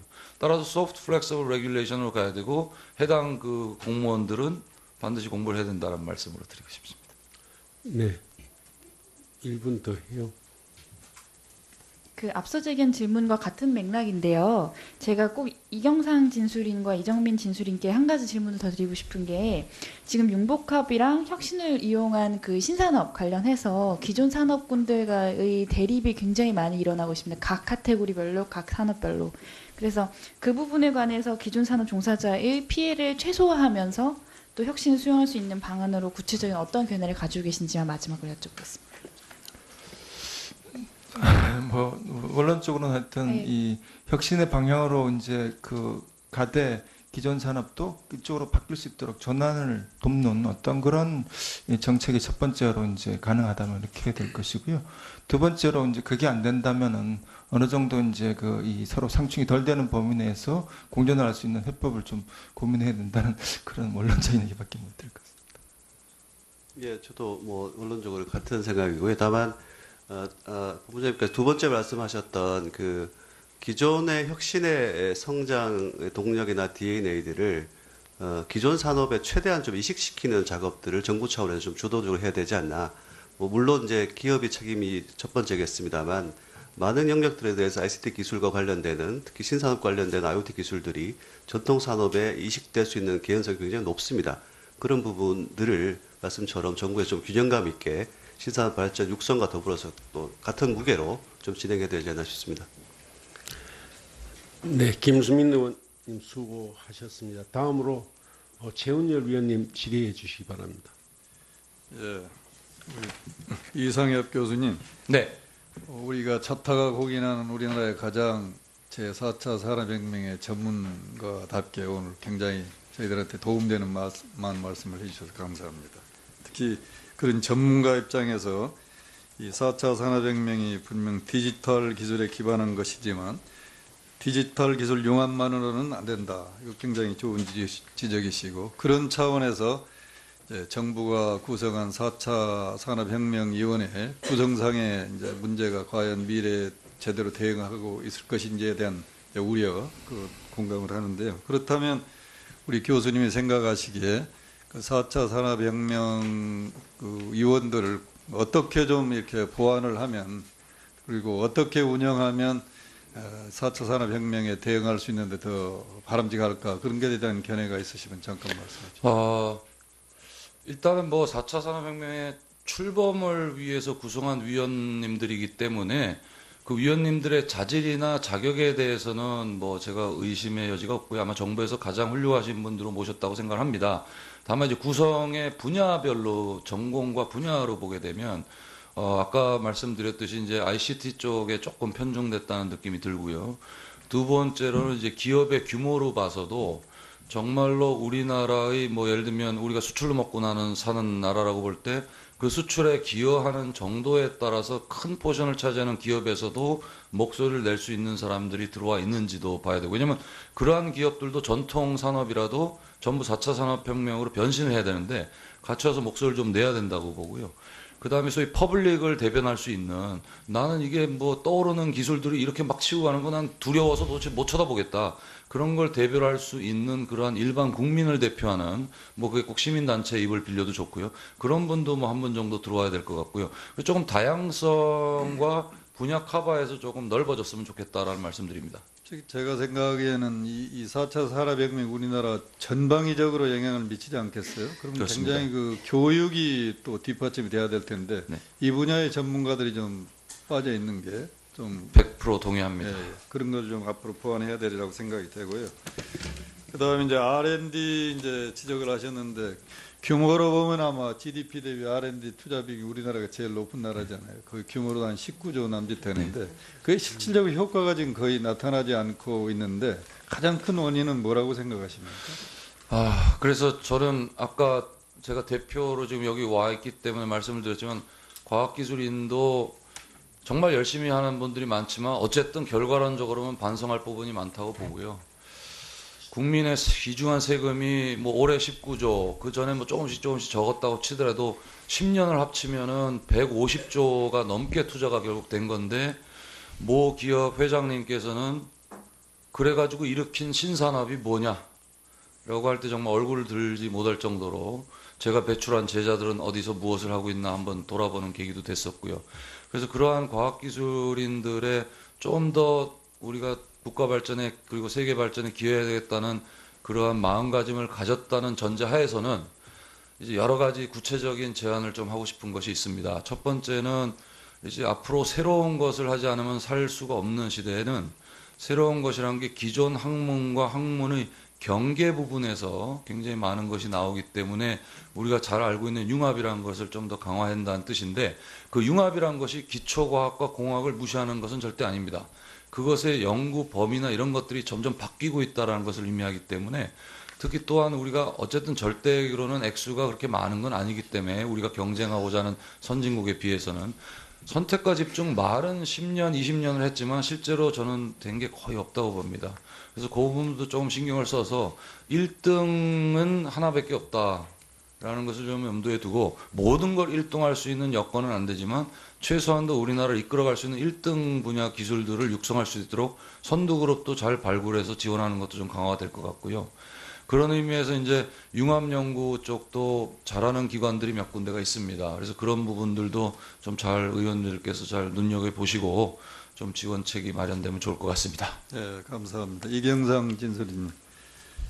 아무래도 새로운 기술이라는 게 우리가 예상하지 못하게 이렇게 순발적으로 이렇게 닥쳐오고 하기 때문에 아무래도 그런 기술의 성격에 맞는 기업의 형태라는 게 아무래도 중소 벤처 기업이라든지 이런 게 되지 않겠어요. 그러면 이런 게 보다 창업이 활성화되도록 해야 되고, 이런 기업들이 궁극적으로 대기업으로 크기는 커야 되겠지만 그래도 처음에는 이제 이런 산업 생태계가 활성화되게 해야 되는데, 그런 과정에서 지금까지 우리 경험으로 보면 가장 큰 걸림돌 중에 하나가 대기업들의 어떤 사회적인 책임, 특히 이제 대기업이 기술만 이렇게 탈취해가고 그렇게 되면 중소벤처기업 죽어버리는 이러한 부분에 대해서 기존의 우리 대기업들이 어떤 자정 노력 같은 거 좀 하고 계시나요? 예, 이게 사실 뭐 말씀하신 부분 중에 이제 맞는 부분도 있습니다. 그래서 결국 이제 그 기업의 담당자가 자기 실적을 올리려고 그런 식으로 어떤 하는 경우가 있어서요.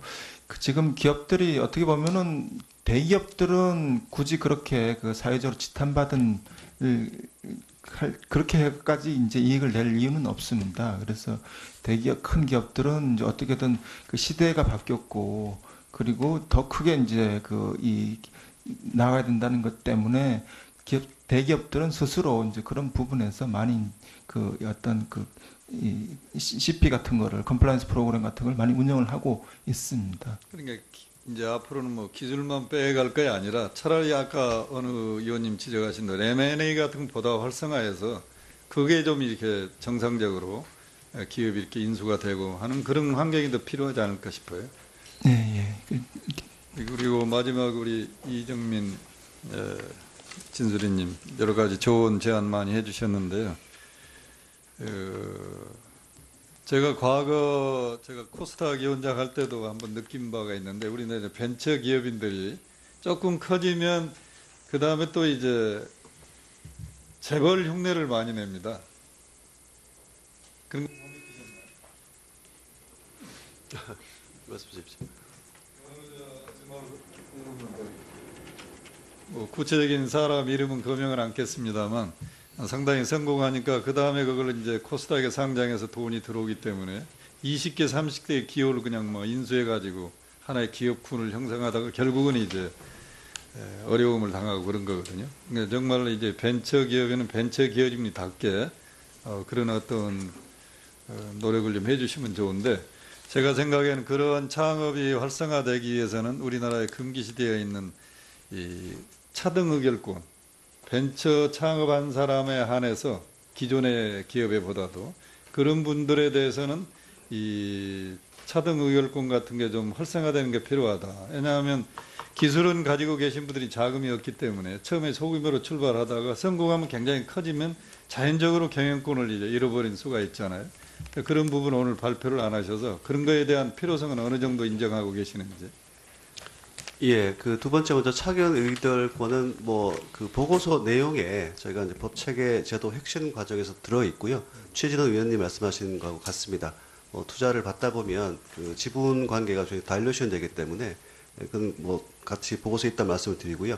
앞에 말씀하셨던 부분은 저희도 굉장히 그 조심스러운 부분입니다. 그 사실 3만 3천 개의 전체 벤처 기업이 있고 역대 벤처 기업 인증을 받은 기업이 9만 몇 천 개가 뭐 10만 개까지 됩니다만 이 기업들이 사실 도덕적으로 기업가 정신에 완벽히 무장되어 있는 기업이냐 이게 이제 법적으로 이렇게 다루기가 굉장히 힘든 부분입니다. 그럼에도 불구하고 저 업계에서는 저희 협회 중심으로 해서 성공하니까 창업 전 시기의 청년들에 대한 기업가 정신 교육, 창업 교육도 중요하지만 창업한 기업인들이 건전한 기업 활동을 통해서 사회에 달 수 있는 그런 기업가 정신 교육도 계속 진행 중에 있습니다. 네, 최은열 의원님 수고하셨습니다. 다음으로 송희경 의원님 질의해 주시겠습니다. 네, 우선 그 바쁘신데 세 분께 감사드립니다. 또 특별히 우리 이삼혁 교수님께서 우리 논의의 확장을 시켜주셨어요. 그러니까 우리가 논의해야 할 부분이 인류의 서스테이너빌리티나 공공 임팩트를 위해서 기후 변화, 에너지, 식량, 물 이런 문제에 대한 확장을 오늘 좀 해주신 것 같습니다. 감사드리고요. 제가 얼마 전에 그 우수 혁신 기업 시상식에 갔었는데 한 젊은 그 스타트업 그 창업자가 수상 기념으로 발표한 내용이 뭐냐면 제발 한국에서 사업하게 해주세요 이겁니다.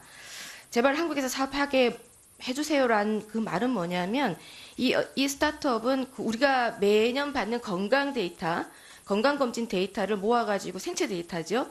이걸 가지고 인공지능 라이브러리를 이용해가지고 예측 시스템을 개인에게 퍼스널리 서비스를 하는 기업인데 이게 우리나라는 이 예측 자체를 의료 행위로 보기 때문에 불법인 거예요.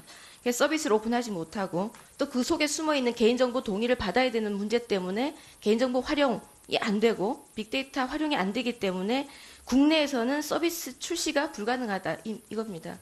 그래서 미국과 일본에 동시 진출하겠다.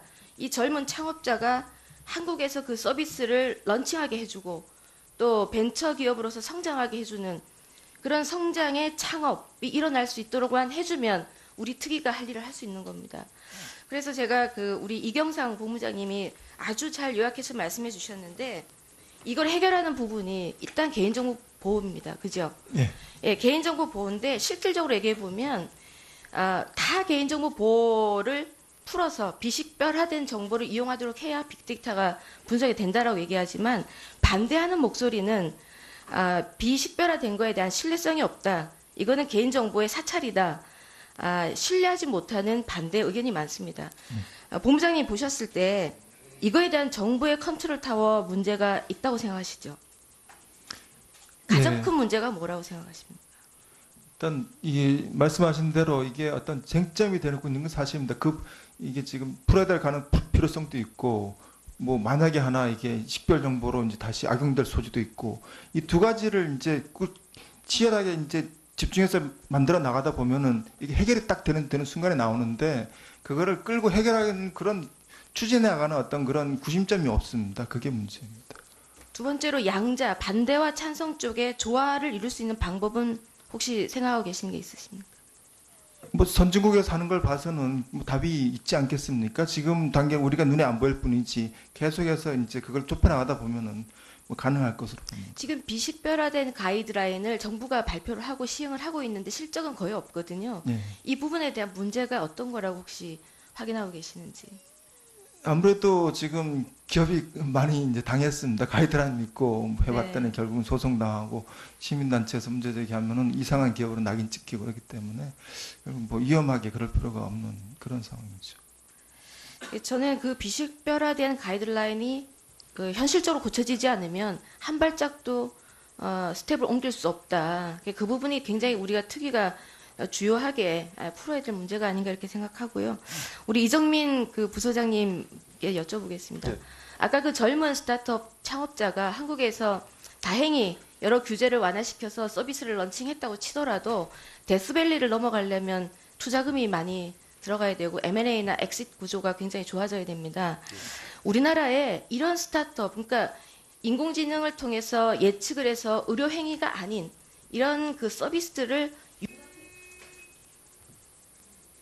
융합해서 서비스를 할 수 있는 이런 스타트업들을 과연 지금 그 민간 투자 펀드 운영하는 회사들은 이렇게 물어보더라고요.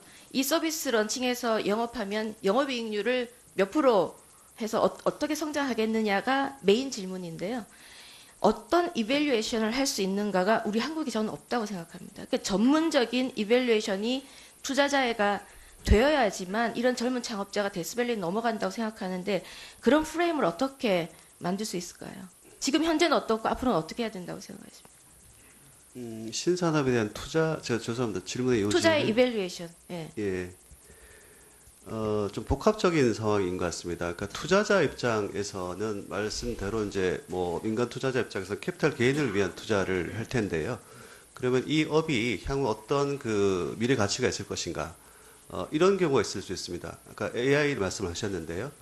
그 기업이 사업 계획서상 글로벌 비즈니스로 가기는 좀 못하고 한 5년 동안 국내에서 하겠다. 그럼 투자자가 외면할 것입니다. 많은 규제 때문에 이 기업이 가치 실현할 수 있는 토양이 없기 때문이겠죠. 또 하나는 해외 비즈니스 같은 경우에도 국내 투자자들이 이제 그 민간 투자의 한계이기도 한데요. 사실 시리즈 A, B, C로 성장하면서 적게 만든 이제 모금 자금이 투입되는 것이 그 기업의 생존의 가장 중요한 부분입니다. 데스밸리를 건너더라도 흔히 얘기하는 시장 론칭 단계에서의 다윈의 바다를 또 건너야 될 부분이니까요. 그런 부분에 있어서는 아까 이밸류에이션이라는 말씀을 주셨는데 국내 투자 쪽에서 좀 아쉬운 부분들은 너무 이제 쏠림 현상이 초기 창업 기업에 대한 투자가 필요하다는 정부 방침에 의해서 촉이 많이 있다 보니까 오히려 성장해 나가는 기업에 대한 모금 자본 투입이 적게 이루어지지 않는 그런 아쉬움이 좀 역차별이랄까요? 그런 현상이 좀 생기고 있는 것 같습니다. 이상현 교수님, 네. 우리 여러 융복합 산업이 필요하다. 정말로 그렇게 필요한데요. 오히려 지금 대한민국은 ICT 역량의 응용력, 어댑테이션 능력만 있지 펀더멘털한 베이직한 기술력이 없다. 그래서 ICT 역량을 집중할 필요가 있다는 의견이 굉장히 많습니다. 아까 그 스타트업도 과연 근본적인 기술을 갖고 있겠느냐, 그게 의문이거든요. 예, 그래서 제가 의원님 말씀 100% 지당하시고요.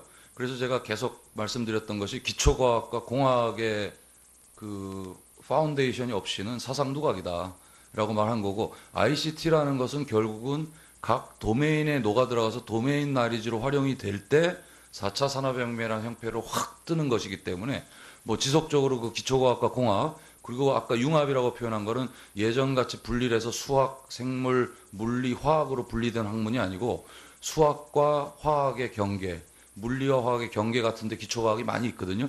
그러한 면에서 제가 융합을 말씀드린 거고 그런 것들이 좀 탄탄하게 있을 때 그 위에 ICT 기술이 들어가서 4차 산업혁명이 발전돼 있을 거라고 말씀드리고 싶습니다. 자동화뿐만이 아니라 어떤 그 의사소통을 하는 네트워킹이 더 중요한데 그것에 대해서 조금 국내에서 소홀히 하고 있다는 생각이 드는데 그쪽을 조금 말씀을 해주시죠. 여기 발제문에 그 약간만 소개가 돼 있어서. 예, 알겠습니다. 일단 두 번째 것부터 답을 드리면 이제 독일의 인더스트리 4.0 같은 경우 제일 대표적으로 예시를 들 수 있는 건 사실은 독일이 아니고 독일의 아디다스 같은 경우도 예를 들 수 있겠지만 미국의 오히려 테슬라를 전 자주 얘기를 하는데요. 실제로 우리가 자동차라는 것이 고장이 나면 운전자가 그 자동차를 몰고 정비 공장을 가서 고치는 게 당연히 우리가 상식적으로 생각하는 해결 방법이고 현재 99% 이상이 그렇게 하고 있죠. 하지만 테슬라 같은 데서 조치한 것이 소위 오버 디 에어 테크놀로지라 그래가지고 차는 그냥 그 차고에 있고 자기들이 소프트웨어를 쏴줘가지고 그 안에서 다 해결이 되도록 하겠다. 그런 미래 방식으로 가는 거기 때문에 실제로 그 원료 수급부터 최종 서비스까지를 총칭해서 최적화를 하는데 그때 이제 당연히 ICT 기술을 중심으로 쓰고 ICT만 쓰는 건 아닙니다만 그렇게 해서 하는 것이 이제 인더스트리 4.0이라고 보시면 되겠고요. 그다음에 첫 번째는 죄송하지만 한 번만 다시 물어보세요. R&D 혁신, 예. R&D 혁신인데 이제 보면 정부 간의 그 칸막이 문제는 어제 오늘 얘기가 아니죠. 그리고 실제 정부분들이 계셔도 아직도 칸막이 있다라는 말로 제가 하고 싶고요. 실제 그걸 풀기 위한 다부처 간의 그 협업이라든가 이런 것들이 그나마도 지난 한 7, 8년 동안은 굉장히 강조가 되어 온 것 같습니다. 좋은 예가 하나가 마침 나와서 맨날 나쁜 얘기만 하는 게 아니고 최근에 그 4차 산업혁명 관련해서 범부처 종합대책 하나인 아이코리아 4.0을 보게 되면 제가 알기로는 그 과학기술부가 주도해서 굉장히 많은 그 부처들이 참여를 해가지고 공통적으로 이끌어낸 그러한 안이라고 들었습니다. 그래서 그런 부분에서는 잘하면 우리도 이렇게 부처 간의 칸막이를 없애고 협업이 가능한 거 아닌가라는 느낌이 들었고요. 그 내용도 굉장히 좋습니다. 제가 마침 정부 업무평가위원을 맡고 있기 때문에 내용을 좀 자세히 봤는데 굉장히 그 방식대로만 하면 부처 간의 칸막이 없이 좀 잘 될 수 있을 것 같기도 하고요. 기초과학 부분 예산은 많이 늘진 않았습니다, 실제로. 그리고 의원님 말씀대로 예산에서 그렇게 많이 바뀐 것 같지 않다라는 말도 맞는 것 같습니다. 다만 제가 아까 먼저 그 진술한 것에 따라서 말씀을 드리면 어차피 4차 산업혁명이라는 게 따로 기술 지원을 한다고 이루어지는 것은 아니고 기초과학 그리고 공학이 튼튼한 가운데 현재 융합되는 쪽 기술이 조금 더 보강돼서 지원되는 것이 중요하기 때문에 그 융합기술 지원 쪽으로 의원님께서 조금 더 이렇게 관찰을 해주시고 좀 독려를 해주시면 좋을 것 같습니다. 네, 신영현 의원님 수고하셨습니다. 다음에는 김정우 의원님 질의하시겠습니다. 예, 더불어민주당 군포시갑 출신 김정우 의원입니다. 우리 이경상 본부장님께 좀 질의 좀 드리겠습니다. 진수님께. 지금 우리가 4차 산업혁명 특위를 만들고 정부에서도 비슷한 특위를 만들어서 이제 적극적으로 나서고 있는 이유가 제가 볼 때는 4차 산업혁명을 촉진하는 것도 있고 또한 4차 산업혁명이 진행되는 과정에서 나타날 수 있는 부작용도 방지하는 것이 있지 않겠습니까? 근데 촉진 측면에서 좀 말씀드리면 지금 규제 완화를 지금 말씀해 주셨지 않습니까? 근데 지금 이게 글로벌 경쟁 시대에 특히 국내 기업과 외국 기업이 국내에 들어와서 이제 하는 경우에 구글이라든지 애플 다른 외국 기업들이 들어와서 하는 경우에 그 국내 기업과 외국 IT 기업과의 차별이라든지 이런 걸 규제해서 차별이라든지 이런 건 조사된 바가 있으십니까? 예, 말씀하신 대로 이제 이 신문에도 나왔습니다만은 구글 같은 경우는 어쨌든 이제 이 세금도 그러니까 법인세를 지금 하나도 안 내고 있지 않습니까? 예, 좀 다르게 좀 네. 이렇게 좀 부분도 있고 그다음에 뭐 이 클라우드 같은 경우도 규제를 좀 덜 받고 이런 부분이 좀 일부 있는 걸로. 예, 아, 우리 대한 상해에서 그런 부분은 조사 아직 안 해보셨나요? 예, 사실 이게 이 부분이 사실 네. 어떻게 보면은 일단 역차별 문제라든지 네. 이런 걸 예, 저희가 어쨌든 이 자유무역이라든지 어떤 그런 이 글로벌 무대로 움직이는 게 중요하다는 측면에서 저희는 보고 있어서 예, 없습니다. 지금 체계적으로 한 건 없습니다. 그래서 근데 저희 잘 들었습니다. 이경상 본부장님과 이정민 부서장님 말씀 들어보면 지금 4차 산업혁명의 가장 큰 걸림돌은 규제 문제라는 그런 지적들을 하고 계십니다. 저도 그 부분에 어느 정도 동의를 하고 있습니다. 하지만 규제라는 게 만들어질 때는 다 어떤 사회적 필요에 의해서 만들어진 것이고 그것이 철폐되거나 완화될 때도 어떤 사회적 합의가 전제되어야 한다고 저는 생각을 하고 있습니다. 개인정보 보호 문제만이라 보더라도 기본권 문제가 걸려 있고요. 또 생명윤리 문제도 걸려 있고 또 이 집단 간의 이해 충돌 문제도 해결돼야 하는 그런 여러 가지 사안들이 걸려 있기 때문에 그렇습니다. 그런 걸 전제로 말씀을 드리겠습니다.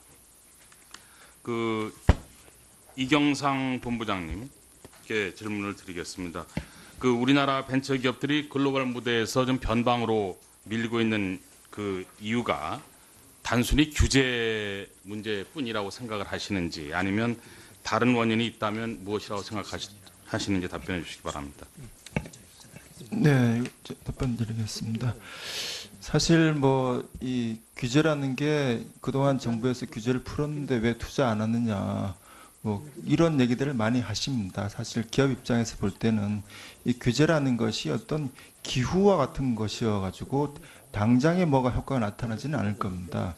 그리고 말씀하신 것처럼 규제보다는 어떤 이 기업가 정신이라든지 그 사회 풍토 이런 것들이 굉장히 또 중요합니다. 그러니까 미국 같은 경우는 규제보다는 어쨌든 새로운 것을 발견해내려는 어떤 그런 이 창업의 어떤 그런 그때 실리콘밸리 이전에는 그 대학에서 굉장히 많은 연구를 했고 그 대학에서 어떤 기업을 많이 이제 새로 만들었다 그러더라고요. 그래서 이런 부분들이 저도 이제 여기 했습니다만 어떤 창업 벤처 메카 같은 어떤 창업의 생태 같은 어떤 그런 사회 전체의 어떤 분위기가 중요하다 이런 점들은 저희도 같이 중요하다고 보고 있습니다. 네, 제가 그 질문을 드린 이유는 마치 규제만 풀리면 모든 문제가 다 해결되는 것으로 오인될 수 있어서 그런 질문을 드렸습니다. 이정민 부소장님께 하나 여쭤보겠습니다. 진술문을 보면은요, 이런 게 있어요. 벤처 육성을 위한 정부의 컨트롤 타워 부재다 이런 지적을 하고 계십니다. 그래서 그럼 이상적인 정부의 컨트롤 타워의 모습은 어떤 거가 어떻게 돼야 되느냐고 생각을 하시는지 설명해 주시기 바랍니다. 예, 말 그대로 컨트롤 타워에 대한 부분인데요. 이거는 과거의 경험에 의해서 이제 이런 말씀을 제가 드리는 겁니다.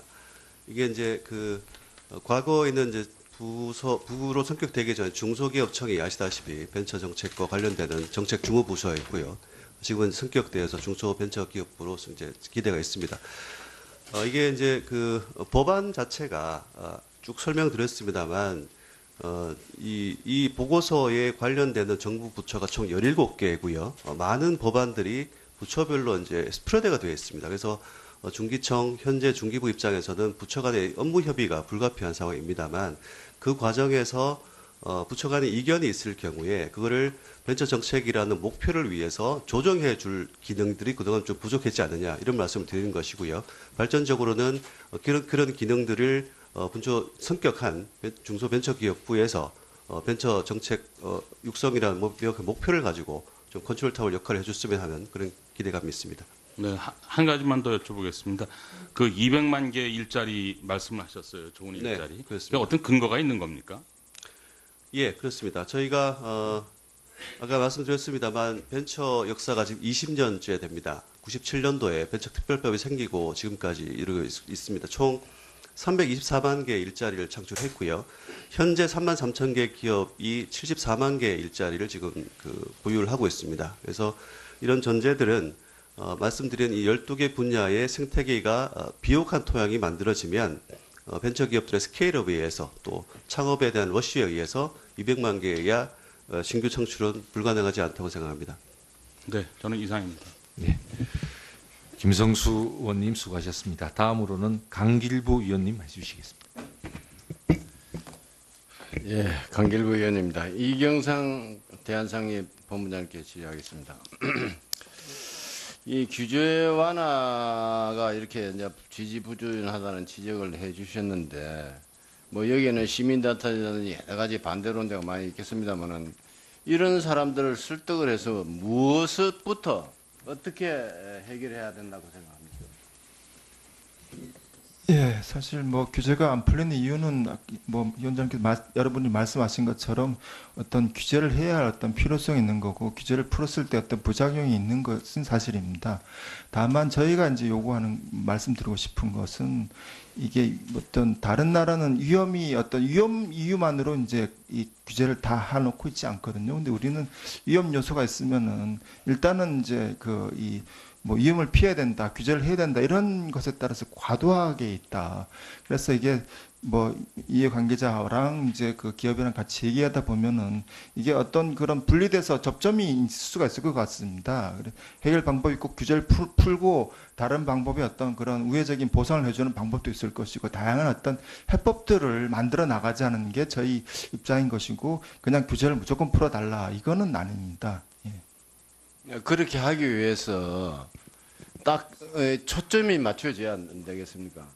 예, 그래서 저희가 이런 얘기는 다 얘기를 많이 하고 있거든요. 많이 예. 하고 있는데 요거를 어떻게 단추를 접근을 해서 풀면 좋겠어요? 저희가 이제 말씀드리고 싶은 거는 어떤 그 전문가에 의한 어떤 문제 해결을 좀 말씀드리고 싶습니다. 이해관계자들은 결국은 이해관계자가 뒤에 있기 때문에 아무리 얘기해도 답이 안 나옵니다. 근데 이해관계자가 추천한 전문가들이 같이 얘기해서 공감을 하는 범위 내에서 해결이 될 것 같습니다. 오케이, 감사합니다. 다음에 이상엽 카이스트 교수님께 질의하겠습니다.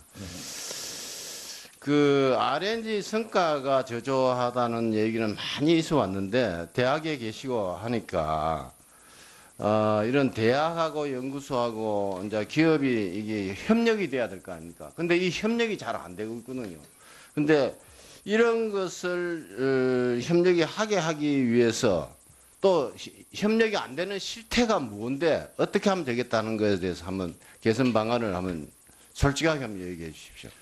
네, 일단 뭐 자기 반성부터 하면 과학기술인들 굉장히 뭐 선진국 경쟁하는 것보다는 열악한 조건에서 열심히 합니다만 솔직히 열심히 안 하는 분도 계신 것도 사실입니다. 그런데 이제 연구비라는 것이 이제 배정이 될 때는 뭐 여러 상황을 고려하다 보니까 안 갔어야 될 부분으로도 가서 낭비되는 요인도 있고요. 실제로 그런 부분들이 정확히 걸러져서 갈 곳에 간다면 거기서 이제 어떠한 협력이라든가 이런 데에 대한 일단 재정적인 거는 뒷받침이 될 것 같고요. 기업하고 대학 혹은 기업하고 연구소 간의 협업이 전혀 안 되는 것 같지는 않습니다. 연구가 점점 더 협업이 많이 늘어나고는 있는데요. 그게 아마 일부 대학의 경우가 조금 많고 상당히 대다수의 대학이 그렇지 않다라는 것을 아마 의원님께서 말씀하신 것 같습니다.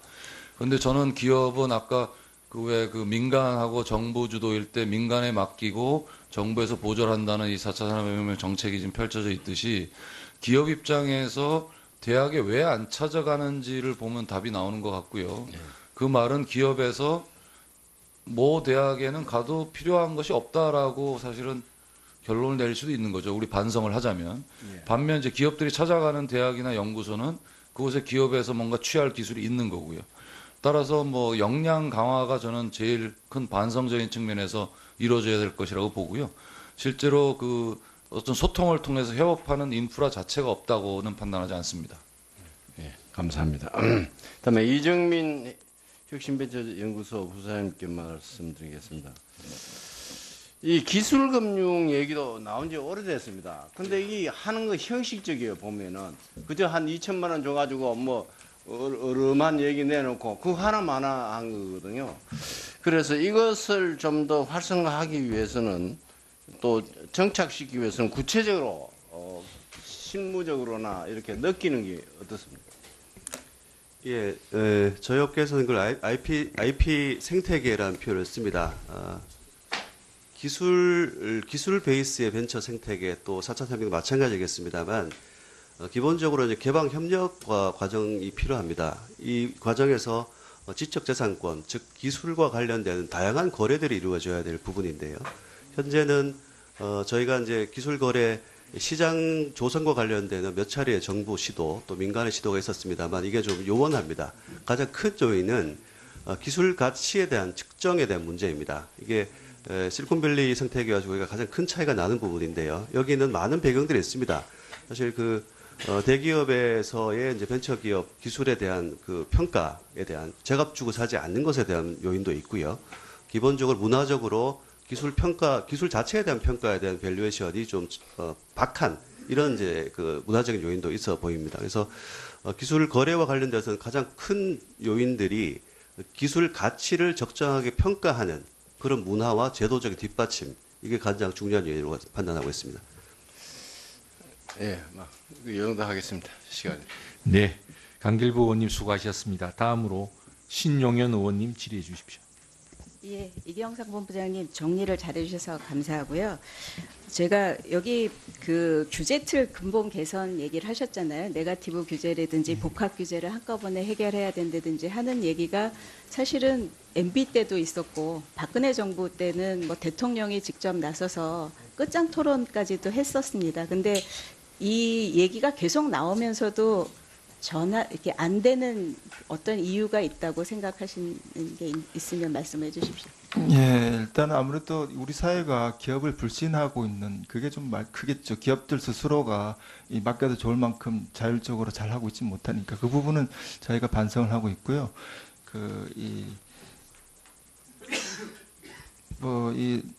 그리고 어떤 선진국 방식으로 우리가 지금 가야 된다는 얘기를 이제 많이 했습니다만, 그리고 국회에서도 많은 부분을 동의했습니다만은 결국은 이제 이 법으로 이제 만들어져야 되는데 법 부분에서 그게 어떤 이 추동력이 조금은 좀 5%가 부족하지 않았나. 그래서 국회에서도 좀 법 제도화하는 부분을 좀 부탁을 드리겠습니다. 예, 저도 그 말씀을 드리려고 했는데요. 제가 이제 규제개혁위원회에서 일을 해봤거든요. 그걸 해보니까 많이 규제를 없애는데 또 그만큼 또 훨씬 더 많이 만들어지더라고요. 그러니까 규제를 규제로 없고 그 위를 이제 규제 있는 거를 다른 법으로 극복하고 이런 방법 때문에 이제 이런 그 악순환이 계속 이루어지고 있다고 생각을 하거든요. 그래서 조금 더 전향적인, 그러니까 좀 획기적인 방법으로 뭐 대부분의 규제를 많이 없애놓고 그중에 꼭 필요한 몇 개만 남긴다 뭐 이런 얘기도 나왔었는데 그런 거를 상공회의소가 건의해 보신 적이 있나요? 예, 사실 그 부분이 사실 받아들여지기 좀 어려운 부분이라서 저희는 원론적으로는 그렇게 얘기합니다만은 그렇게 많이 이제 얘기를 해왔습니다. 포지티브 규제로 이렇게 얘기를 해왔고요. 저희는 구체적인 어떤 그런 그 과제들을 난관 규제들을 좀 중점적으로 풀어나가는 것을 이제 몇 개 하다 보면은 그게 오히려 더 효과적이지 않을까 이렇게 좀 보고 있습니다. 예, 알겠습니다. 그다음에 이상엽 교수님한테 여쭤보겠습니다. 제가 이제 이상엽 교수님이 말씀하신 이제 교육과 R&D 혁신하는 거가 이제 최우선이다 하는 거에 공감을 하고요. 제가 이제 놀란 게 그 대학에서의 보통 우리가 얘기하는 교양교육 그쪽에 대한 정부 투자가 굉장히 안 되고 있더라고요. 그러니까 기초과학이나 인문학에 대한 투자가 안 되고 있는데 대학들이 그에 대해서 이렇게 대응하는 노력들이 있으면 좀 말씀을 해주십시오. 네, 굉장히 중요한 말씀, 뭐 질문이 아니고 답을 미리 해주신 것 같고요. 그렇게 가야 되는데 이제 기초과학을 강하게 한 뭐 제가 다른 대학을 다 알지는 못하고 저희 카이스트 경우만 보게 되면 일단 카이스트가 워낙 과학기술 중심의 대학이다 보니까 항상 이런 인문 사회적 소양에 대한 것을 계속적으로 저희가 강화시키기 위한 노력을 해왔고요. 실질적으로 그동안 많이 강화가 됐습니다. 그래서 뭐 꼭 이 4차 산업혁명 시대를 떠나서도 실제 어떤 우리나라를 이끌어갈 그런 과학기술 인재로서 그런 인문적 사회적 소양을 가지고 있다는 것이 중요하기 때문에 계속 강화시켜 왔다라는 말씀을 드리고요. 기초과학 분야도 마찬가지입니다. 그런데 이제 한 가지 조금 애로사항은 이게 대학이란 게 그냥 뚝 떨어져서 태어나고 좀 있다가 대학 들어오는 게 아니고 초중고를 거쳐서 오다 보니까 초중고 때의 교육이 대학에서의 교육에 영향을 굉장히 많이 미칩니다. 근데 뭐 의원님들 잘 아시다시피 무슨 수포자라든가 이런 말이 벌써 돈다는 소리는 그만큼 이제 기초과학을 할 수 있는 기초 체력이 안 돼 있다는 상태로 대학에 들어오는 게 되기 때문에 대학에서의 기초과학은 계속 중요하게 강조가 되고 있음에도 불구하고 초중고가 좀 같이 맞물려서 좀 개선이 되면 좋지 않을까라는 말씀을 올립니다. 예. 또 한 가지 그 R&D 혁신에 있어서 이번에 이제 2018년도 예산을 보니까 4차 산업혁명 얘기가 이렇게 많이 나왔는데 사실은 R&D 예산 체계가 별로 바뀐 게 없거든요. 그게 이제 제 생각에는 부처 간의 칸막이, 부처 안에 있는 그 부서 간의 칸막이 이 영향이 있다고 생각하는데 그거에 대한 의견을 하나 여쭤보고요. 네. 또 한 가지는 그 아까도 말씀하셨지만 그 인더스트리 4.0이라는 게 그 사실은 제조업 우리가 이제 일반 기업들의 말씀을 들어보면 국내에서 영업하고 있는 외국 기업에 대해서는 지금 고정 사업장이 없어서 법인세를 부과를 못 하고 있거든요. 그러니까 구글이나 페북 같은 경우에는 그 실제 소득의 원천이 우리 국내에서 발생하는데 그 고정 사업장이 없어서 없고 우리나라에 없고 그다음에 고정 사업장을 일부러 저세율국으로 서버를 든단 말이죠. 서버를. 그래서 국내에서는 실질적으로 영업해서 영업이익을 가져가는데 국내에 법인세를 내지 않고 있어서 그러한 문제점이 있다는, 그러니까 소위 말하는 국내 기업 간에서 경쟁이 떨어진다는 얘기죠. 국내 기업이. 그런 염려가 많이 있습니다. 그 부분도 좀 우리 대한상의에서 좀 챙겨봐 주셔야 될 부분이라고 좀 생각합니다. 네, 알겠습니다. 예, 또한 그 촉진 측면에서 좀 그 부분을 좀 말씀드렸고요. 부작용 방지 측면에서 좀 보면 기존 산업 종사자를 어떻게 보호할 것인가 이 부분도 굉장히 좀 중요할 것 같습니다. 예를 들자면 지금 그 우버 같은 경우에 우버가 도입되면서 기존 택시업자라든지 그런 부분들이 많이 좀 피해를 보시지 않았습니까? 근데 해외 사례를 찾아보니까 호주의 뉴 사우스 웨일즈라든지 미국의 매사추세츠 주 같은 경우에서는 우버를 이용하는 횟수만큼 세금을 걷어가지고 그것을 기존 사업 부분에 대해서 투자를 해서 교육을 시키고 뭐 사업 전환도 시킨다든지 이런 식으로 활용했단 말이죠.